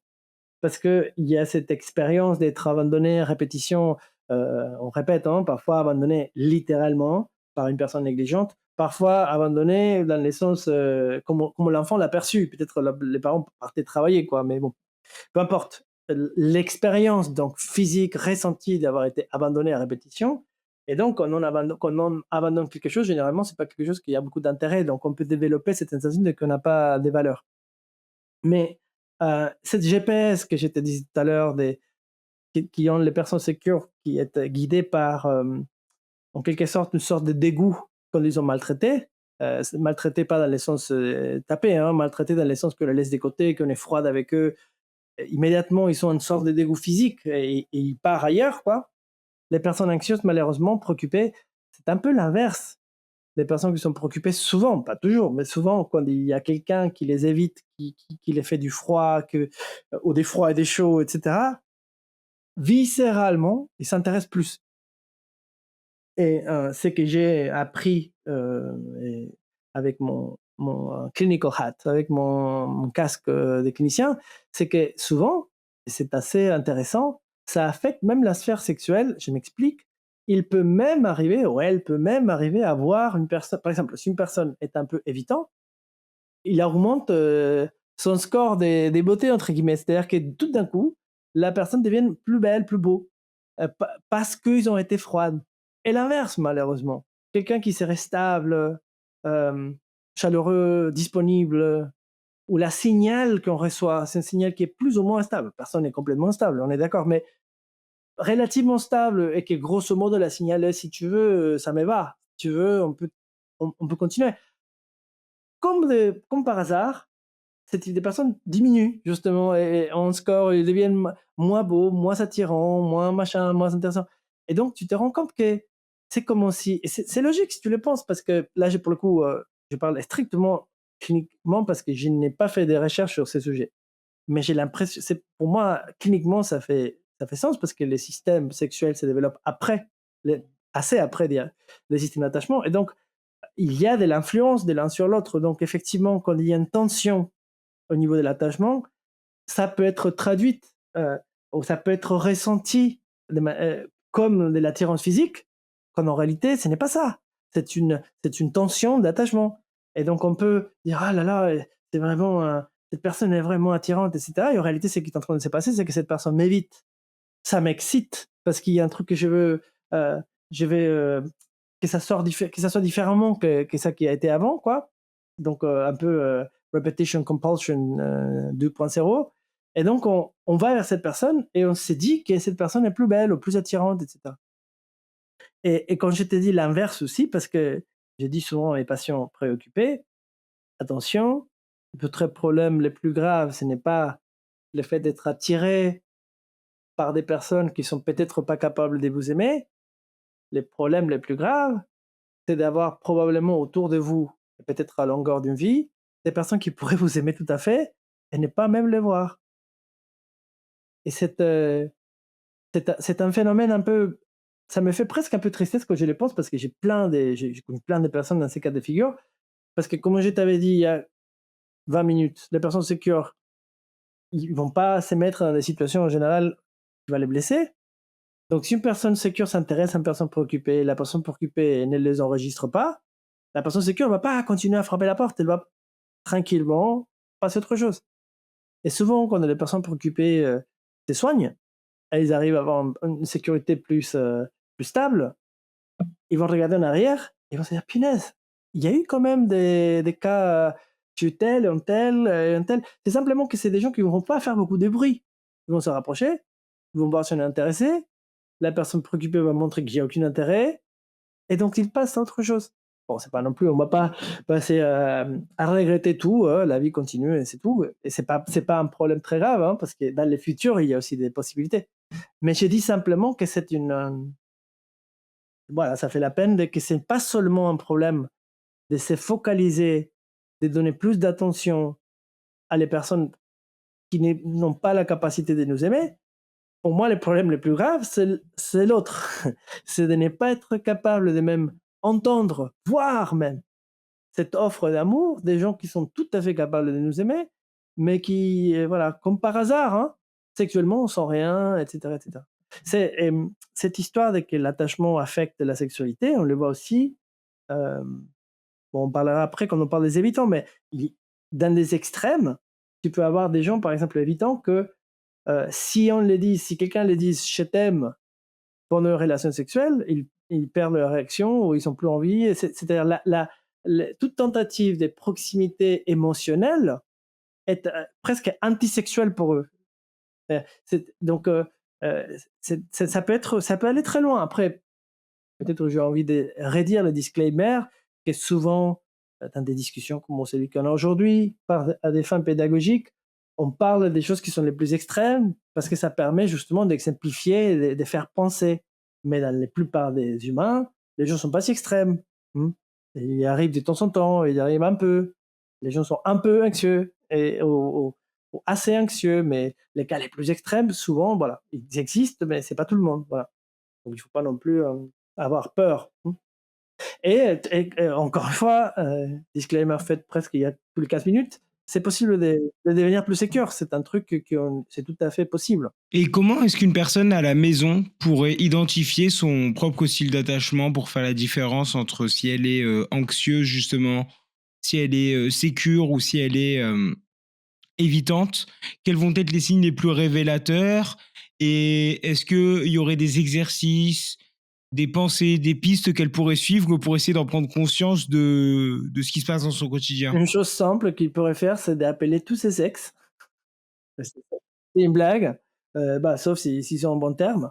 Mais je pense que là, ça c'est une blague, mais parlons sérieusement. Je pense que souvent, c'est sous-estimé, la demande de feedback est un peu sous-estimée et je pense que, par exemple, demander un peu des feedbacks à ses amis les plus proches, tout en disant avant, tu sais, généralement quand entre amis, on se dit pas des choses négatives, mais là, je te demande explicitement, s'il te plaît, s'il y a une chose à me dire, dites-le moi parce que sinon ça fait pas sens ce que je suis en train de te demander.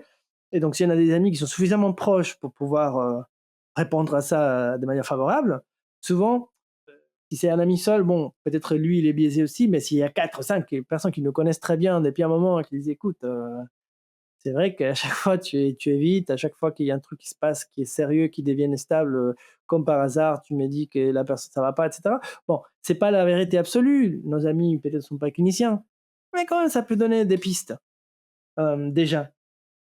Si on a suffisamment d'âge pour avoir eu parce que toi tu es un peu jeune, mais quelqu'un qui a 35 ans et a déjà vécu, pas moi, un nombre suffisant d'expériences, peut aussi un peu faire abstraction parce que c'est vrai que chaque relation est différente, chaque personne est différente, patati patata, mais en faisant un peu abstraction, genre on en a déjà 5 6 7 on voit des loin et on voit s'il y a des patterns qui émergent. Peut-être oui, celui-là est d'une manière, celui-là est d'une autre manière, mais grosso modo, je vois que c'est moi qui ai quitté à chaque fois, par exemple, pour dire un truc. Ou grosso modo, je vois que c'était toujours à distance, comme par hasard. Ou à chaque fois, j'étais trop jalouse. Est-ce que tout le monde était vraiment, m'avait vraiment donné des raisons d'être jaloux, etc., etc.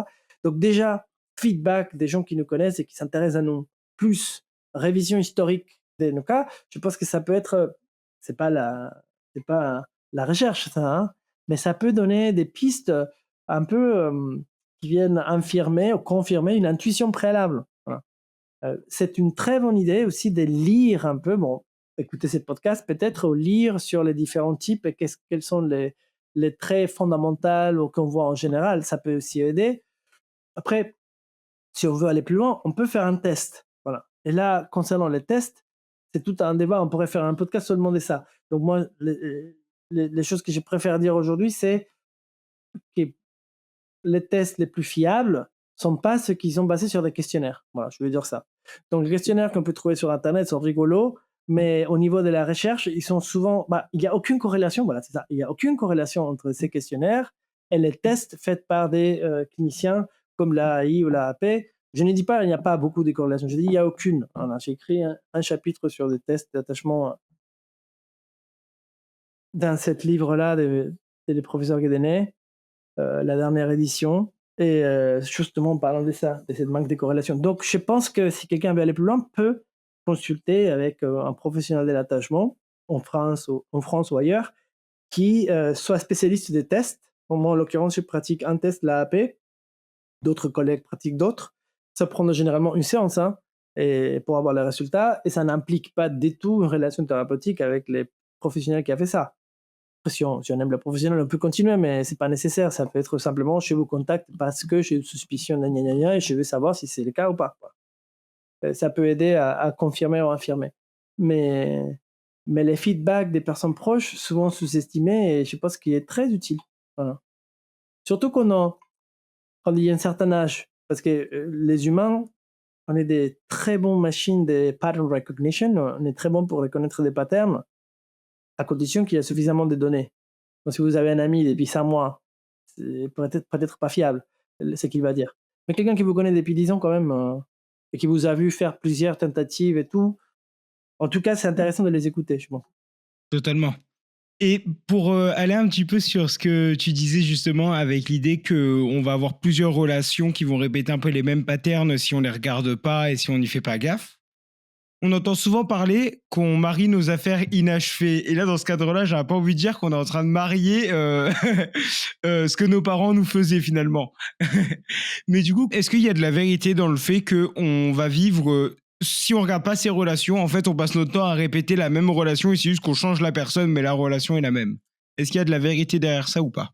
Moi, j'ai une nature un peu optimiste, donc je vais te parler d'abord des cas optimistes, mais tout en disant, ce n'est pas les plus courants. Mais donc les cas optimistes, ça serait quoi? Je l'ai vu, donc ça existe. C'est quelqu'un que, effectivement, peut-être fait un, 2 tentatives, ça se passe pas bien, gna gna gni. Tout d'un coup, quelqu'un plutôt sécure ou plus sécure que lui en tout cas, s'intéresse à lui et lui donne suffisamment de chances. Personne sécure va pas rester toute la vie, mais essaye un peu plus que d'habitude, peut-être parce qu'il les connaît depuis longtemps, peut-être parce qu'il croit vraiment à quelque chose, un fond de quelque chose de sympa, etc., etc. Suffisamment de temps pour que cette personne, aussi, il faut le dire, quelqu'un qui ne serait pas extrême dans son attachement sécure, donc une personne qui, par exemple, a un peu d'évitement, mais pas non plus les cas les plus aigus, ou un peu d'anxiété, pas les cas les plus aigus, bah, petit à petit, parce qu'il faut penser qu'une relation d'attachement adulte a toutes les mêmes caractéristiques qu'une relation d'attachement enfant, plus d'autres caractéristiques que la relation d'attachement enfant n'a pas. Mais il n'y a aucune chose de la relation d'attachement enfant qui n'est pas présente de la relation d'attachement adulte. Une relation d'attachement adulte pourrait être, une manière très facile de l'expliquer, c'est une relation d'attachement bilatérale. Donc les deux personnes ont à la fois le rôle de caregiver et à la fois de receiver. Donc c'est ça la différence fondamentale, qui est une grosse différence. Et on ne s'attend pas qu'un enfant se met à apaiser son parent, même si ça arrive. Voilà. Tandis que chez les adultes, d'ailleurs, ça crée toute une. Il y a toute son importance parce que ça doit être équilibré. Justement. Et à l'âge enfant, ça ne doit pas être équilibré. Mais bon, pour revenir, donc, comme il y a toutes ces caractéristiques de l'enfance, ça veut dire que la relation d'attachement à l'âge adulte, comme nos cellules de l'enfance, peut nous aider à augmenter l'estime de soi, peut nous aider à apprendre la régulation émotionnelle, peut nous aider à nous sécuriser, à condition qu'elle soit, c'est les mêmes conditions d'ailleurs, que ça soit pattern-like, donc que ça se répète dans le temps et que ce soit plutôt positif que négatif. Donc, s'il y a quelqu'un qui reste avec vous, et même quand vous faites votre un peu délire d'abandon ou votre délire des froideurs, peut-être parce que cette personne a beaucoup d'estime de soi, arrive à les supporter, peut-être parce que cette personne a une super capacité de régulation émotionnelle, arrive à se rattraper, et que c'est une espèce de crossover, parce qu'encore une fois, une personne sécure ne va pas tenir comme ça toute la vie. Mais si juste ces périodes se croisent avec votre période dans laquelle vous augmentez votre sécurité, ça peut très bien marcher. Et j'ai connu beaucoup de cas comme ça, dans des cas où l'attachement est devenu plus sécure dans la nature, pour le dire comme ça, dans l'échange avec d'autres êtres humains. Il y a plein de cas, il y a des cas aussi religieux, il y a plein vous savez, d'autres cas ou d'autres manières d'augmenter la sécurité et l'attachement. Évidemment, les psychologues, on n'est pas la seule solution au problème du monde, mais en tout cas, ce qui est vrai, parce que j'ai commencé pour dire que j'étais optimiste, c'est vrai que dans la plupart des cas, ça se passe plutôt l'inverse, c'est-à-dire qu'il y a une espèce de repetition compulsion, de compulsion de répétition, où ça se passe en quelque sorte, on, a une théorie, on commence à développer une théorie naïve qui se confirme au fur et à mesure. Et donc, on a même moins en moins des raisons de se méfier de cette théorie. C'est qui nous aide, si vous allez au fond des trous, vous allez même vous entourer des personnes qui croient pareil que vous. Donc, ça peut amener, par exemple, à des personnes très évitantes qui vont s'entourer des personnes aussi très évitantes, que tous ensemble développent même une culture de que ça fait pas sens d'être en couple, que finalement tout ça c'est des trucs anciens, du passé, que ça sert à rien, etc. Tout ça pour, des manières en masse, cacher qu'il y a un évitement et une douleur de ne pas pouvoir être aimé de cette manière-là. Et pareil pour les préoccuper, une espèce de communauté récemment, il y a quelques jours, quelqu'un me disait mais oui, c'est normal, les hommes, ils tous trompent. Je dis mais non, pas du tout. Pas seulement parce qu'anecdotiquement, je ne les fais pas et les gens que je connais, et certains ne le font pas, mais c'est que la recherche a montré que c'est pas le cas.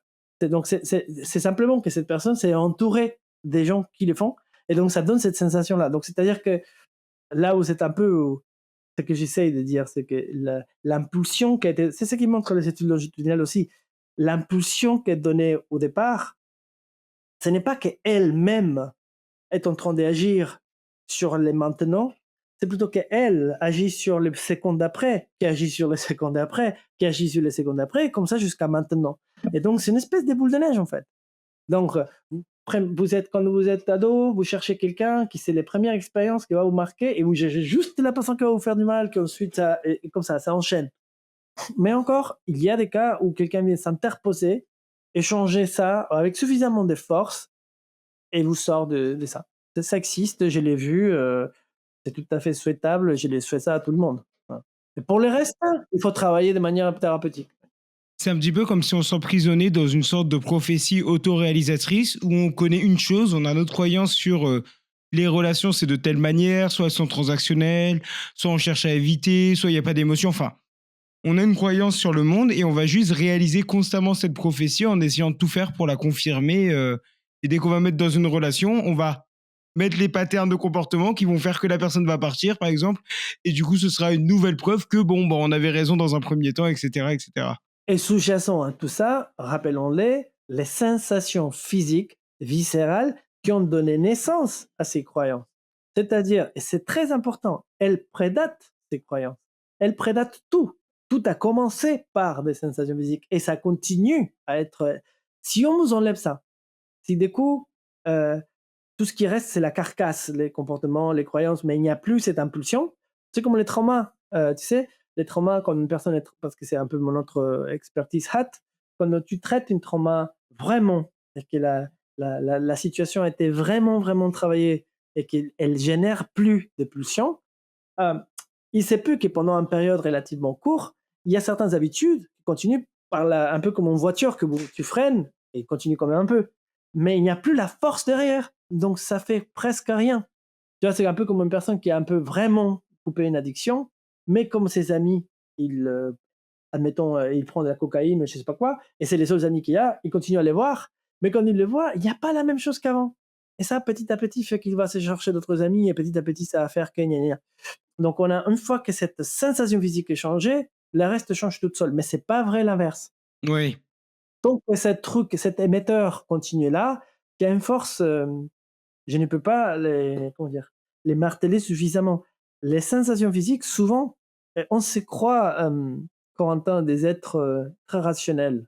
C'est pas vrai. On est des animaux, j'ai dit parfois, on est des animaux avec un néocortex collé dessus, quoi. C'est-à-dire, la plupart du temps, ce qu'on fait précède presque ce qu'on pense et on l'explique après coup. Voilà. Donc, ces sensations physiques qui sont pas n'importe lesquelles, sont les sensations qui sont associées à les trucs probablement les plus fondamentaux de l'être humain, qu'est sa capacité à s'associer, que ce soit même d'une perspective, euh, comment on appelle ça, évolutive. C'est-à-dire ce qui a permis à les humains de survivre. Donc c'est tellement fort que toutes les croyances qu'on peut faire, les psychothérapies, etc., si vraiment on n'adresse pas ça, c'est très difficile d'agir différemment. Voilà. Qu'est-ce qui se passe lorsque deux attachements insécures évitants se rencontrent ou lorsque c'est deux attachements anxieux ou lorsqu'on a un mélange des deux? Est-ce qu'une relation peut réussir ou est-ce que les deux vont se tirer vers le bas et donc juste aggraver et au final exploser chacun de leur côté? Tu penses que toute relation peut réussir? On commence par dire ça, hein. Tu sais, il y a la part des mystères, et je ne parle pas des métaphysiques, là, je dis simplement des inconnus, des choses que je ne sais pas et des choses qu'on ne sait pas. Et c'est tellement énorme, mais j'ai jamais me prononcerai sur est-ce qu'une relation va marcher ou pas, même si je connais très bien les personnes, et moins encore seulement basé sur leur style d'attachement. Mais au niveau des probabilités, des choses que j'ai vues et tout, c'est vrai que, et donc, un peu, de manière un peu caricaturelle, c'est que j'ai ou anecdotique plutôt, c'est que j'ai vu chez les personnes évitant qui s'est mis ensemble, ça produit une sorte de, comment dire ça? Des, je sais pas comment le dire. C'est comme une relation entre temps. C'est-à-dire que, d'une certaine manière, tous les 2 savent que ce n'est pas la «bonne» entre guillemets. Il n'y a pas peut-être la magie, il n'y a pas un truc machin, super excitant et tout, mais en même temps, ça fait pas mal. Ça permet peut-être ça dure un certain temps et à un moment donné, c'est souvent quand on entend des cas, j'ai entendu beaucoup, des séparations entre guillemets heureuses, c'est-à-dire des gens qui se séparent, qui vraiment ils ne s'en veulent pas et qu'ils se disent, tu sais, je sens rien, maintenant, moi aussi, bon, allez, on va partir chacun de son côté, mais on continue. Généralement, c'est ça. C'est pas toujours, hein, mais parfois c'est ça. C'est-à-dire que ces deux personnes sont évitantes. Ils sont pas arrivés à vraiment connecter, et à s'attacher vraiment l'un à l'autre, mais en même temps, ils se souhaitent les meilleurs l'un à l'autre, voilà. Mais il y a des cas, des gens qui sont très amoureux, qui sont simplement évitants, ils n'arrivent pas à l'exprimer physiquement, ils n'arrivent pas à les dire, mais il y a plein de cas de figure, je j'aime pas trop des généraliser. Et dans les cas des préoccupés qui se mettraient ensemble, c'est vrai que je n'ai pas trop vu cliniquement, je n'ai pas trop vu, mais sans doute ça existe. Mais de manière purement théorique, donc c'est une projection que j'ai fait là, je parierais, voilà, que quand les personnes préoccupées se mettent ensemble, en général, ils vont avoir une tendance à se sécuriser mutuellement, peut-être par excès de manière excessive, mais donc a priori, dans les temps, ça devrait, amener peut-être vers un peu plus de quelque chose de sécurité dans le long terme. Mais en général, je n'ai pas trop vu ça. Je n'ai pas vu, c'est drôle, hein, tellement des expériences que j'ai vues, je n'ai pas vu des gens qui soient, tu sais, qui me disent, oui, je suis jaloux, mais lui aussi, il est jaloux de moi, et on est en train de regarder les téléphones de l'un et l'autre. Je n'ai pas trop vu ça. Et souvent, il y a un qui fait ça et l'autre qui est plutôt, justement, soit en train de mettre, de la distance, froideur, et cetera, soit, en l'occurrence, de rester ferme et d'affirmer, «Je suis pas en train de te faire quoi que ce soit, tout va bien». Mais pas quelqu'un qui ferait la même chose. Mais je sais pas, peut-être, c'est simplement une question des coïncidences. Voilà, et peut-être ça existe et ce serait bien de l'investiguer. Pour faire la transition là, parce qu'on arrive vers la fin du premier épisode, pour faire la transition vers le deuxième épisode qui, du coup, la Yes. semaine prochaine sera centré sur comment changer son style d'attachement, Mmh. est-ce que tu pourrais nous dire à quel point est-ce que notre style d'attachement est figé ou à quel point est-ce qu'il peut être changé? Est-ce que tout peut être changé? Est-ce qu'il y a des choses qui resteront un petit peu comme un trauma où le souvenir reste, mais on a réussi à enlever un peu d'émotion, etc. Et comment est-ce que c'est possible d'en changer rapidement? Est-ce que ça va être par thérapie? Est-ce que ça peut être en rencontrant des gens comme ça avec un attachement sécure? Nous faire une sorte de petite mise en bouche de ce qui pourrait arriver la semaine prochaine. Mon expérience clinique, je fais un peu non, les 2. Mon expérience clinique et ma recherche m'indiquent que les styles d'attachement, heu, à différence de ce qu'on pourrait croire, en tout cas, je vais dire différemment. La partie ressenti physique, qui est le cœur de ce qui se passe au niveau de l'attachement, est très flexible, est très malléable, est, parfois j'ai donné un bon, je vais parler plus la prochaine fois, mais, je vous donne une analogie pour que les gens comprennent. Parce que je peux imaginer que si moi je ne connaîtrais pas, sur ces sujets et on me dirait qu'on peut changer juste ça fait un peu contre-intuitif. On dit: «Il vient de me dire que si on apprend à conduire d'une manière, on garde ça, dans la mémoire procédurale et c'est très difficile de changer et maintenant il vient de me dire qu'on peut changer ça rapidement, ça fait pas sens» et je comprends. Donc il faut répondre à ça.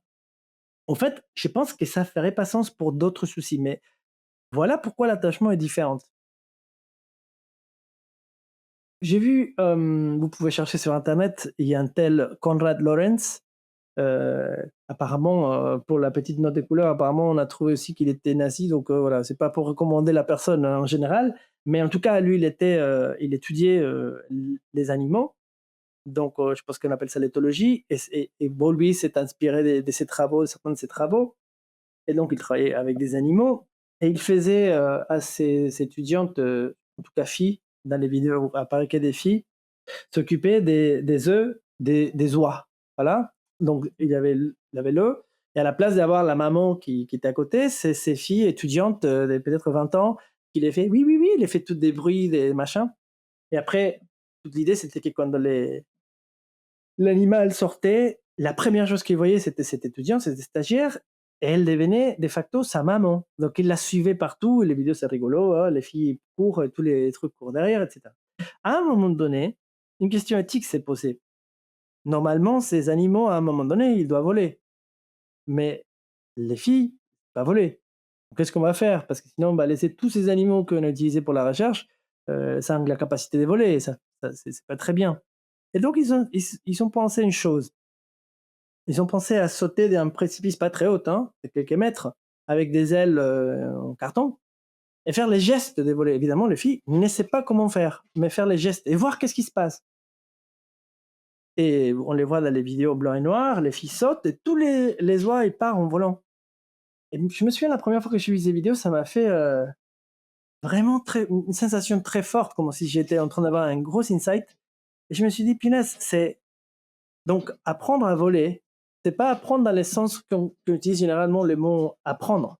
C'est pas un truc que je te montre comment on fait, je te montre comment on fait comme ça et donc tu le refais, gna gna gna. C'est pas du tout ça. C'est un programme. Les logiciels, ils viennent déjà il est déjà programmé dans nos cellules. Par contre, il a besoin d'un signe qui vienne de la figure d'attachement pour se déclencher. Et quand ces signes se déclenchent, dès la personne correcte, dans le moment correct, ce programme qui est tout déjà préalablement écrit, entre guillemets, se déclenche et l'animal vole, même si la maman ne sait pas voler. Objectivement, un humain ne sait pas voler. L'attachement, c'est pareil. La, ces expériences qu'on veut avoir et que quand on fait comme ça avec les bras, les bébés partout dans le monde cherchent, en quelque sorte, ces expériences sont encodées. Et donc, à différence d'autres choses, comme on parlait par exemple, qui n'est pas du tout inné, et que si on ne nous a pas parlé quand on était petit, on peut nous parler plus tard, ça va être beaucoup plus compliqué, parce que c'est une caractéristique qui n'est pas du tout innée et qu'il faut donc entraîner les cerveaux dans cette direction. L'attachement, c'est pas comme ça. Ça fait des millions d'années qui ont fait ça. Et donc, quand ce programme, comme celui des volets, n'est pas initialisé, il n'y a pas les signes, bon, il reste l'attente. Et quand on arrive avec une thérapie ou avec la vie vraie, à les déclencher 30 ans plus tard, 40 ans plus tard, allez, 65 ans plus tard, j'ai eu des patients de 70 ans, hein, on voit les mêmes réactions. C'est comme si tout d'un coup, dans quelques séances seulement, les trucs reviennent à la vie, quoi. La personne arrive à avoir ces sensations parce qu'elle voulait les avoir. Elle n'a jamais arrêté de vouloir les avoir. Son corps veut les avoir. Et donc, quand la possibilité se présente, je vais expliquer comment on fait ça. Et je ne veux pas du tout donner l'impression qu'il y a une manière de le faire. Moi, je connais une, mais je suis sûr qu'il y a d'autres. Mais en tout cas, je vais présenter, pas présenter, mais nommer quelques autres la prochaine fois, même si je ne suis pas formé à ces autres. Mais en tout cas, ce que j'aimerais dire aujourd'hui, c'est que c'est cette nature innée de l'attachement qui fait que on sait faire déjà, même si on n'a jamais reçu ça. Quand quelqu'un me dit, mais comment je vais pouvoir imaginer que quelqu'un, par exemple, me prend dans les bras et que quelqu'un m'appelle si je n'ai jamais vécu? Et je comprends cette inquiétude, mais pratiquement, ça n'arrive pas.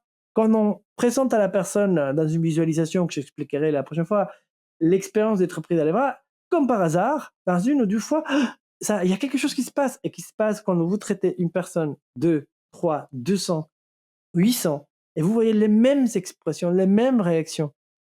C'est assez étonnant comme phénomène. Voilà, c'est la seule manière que je me l'explique, c'est avec cette analogie que je faisais avec les oies. Voilà. Je sais pas si ça sert un peu, mais peut-être ça illustre un peu pourquoi ça peut marcher assez rapidement si on sait plus ou moins faire. Voilà. J'ai trouvé cette analogie très belle, honnêtement, surtout qu'elle vient vraiment marquer cette idée que, avant d'avoir sauté à la falaise, la petite oie avait aucune idée qu'elle pourrait voler un jour, ni même de ce que ça ferait de voler. Et c'est assez marrant, c'est que c'est comme ça que les gens le ressentent, c'est-à-dire que avant d'avoir un attachement sécure, on n'a aucune idée de ce que ça peut vouloir dire physiquement, même dans notre corps. Mais visiblement, justement, une fois qu'on est avec la bonne personne et qu'on arrive tout d'un coup à apprendre à voler, apprendre ce que c'est l'attachement, on vient toucher quelque chose de tellement inné que ça se débloque tout d'un coup. Donc oui, je vois bien la métaphore. On ne s'est jamais arrêté de les vouloir. On s'est séparé de ça parce que ça faisait trop mal. Mais cette envie, il est là tout le temps. Un peu comme manger ou j'imagine que oui, peut-être aussi comme le sexe, hein. C'est des choses qui sont les corps ont envie de ça et même si vous habitez dans une île, toutes les premières 30 ans de votre vie, il y a pas une autre personne, quand vous allez voir une personne, ça c'est quelque chose d'inné. C'est différent que les choses qu'on apprend, comment effectivement écrire ou effectivement si quelqu'un ne vous le montre pas, je ne pense pas que vous allez le développer spontanément. Peut-être, voilà. Ouais. Donc voilà, voilà un peu ces idées-là et effectivement, j'ai volontiers pour en parler avec un peu de détails et même peut-être, c'est sympa parce que ça fait longtemps que je ne prends pas quelques cas cliniques que j'ai écrits, que je pourrais vous décrire un petit peu, pour que l'audience aussi connaisse, Bah avec comment ça plaisir. se passe. Voilà. Bah merci beaucoup Federico, merci beaucoup Merci pour à ce toi, premier Corentin. épisode et on se revoit très vite pour le deuxième. À bientôt.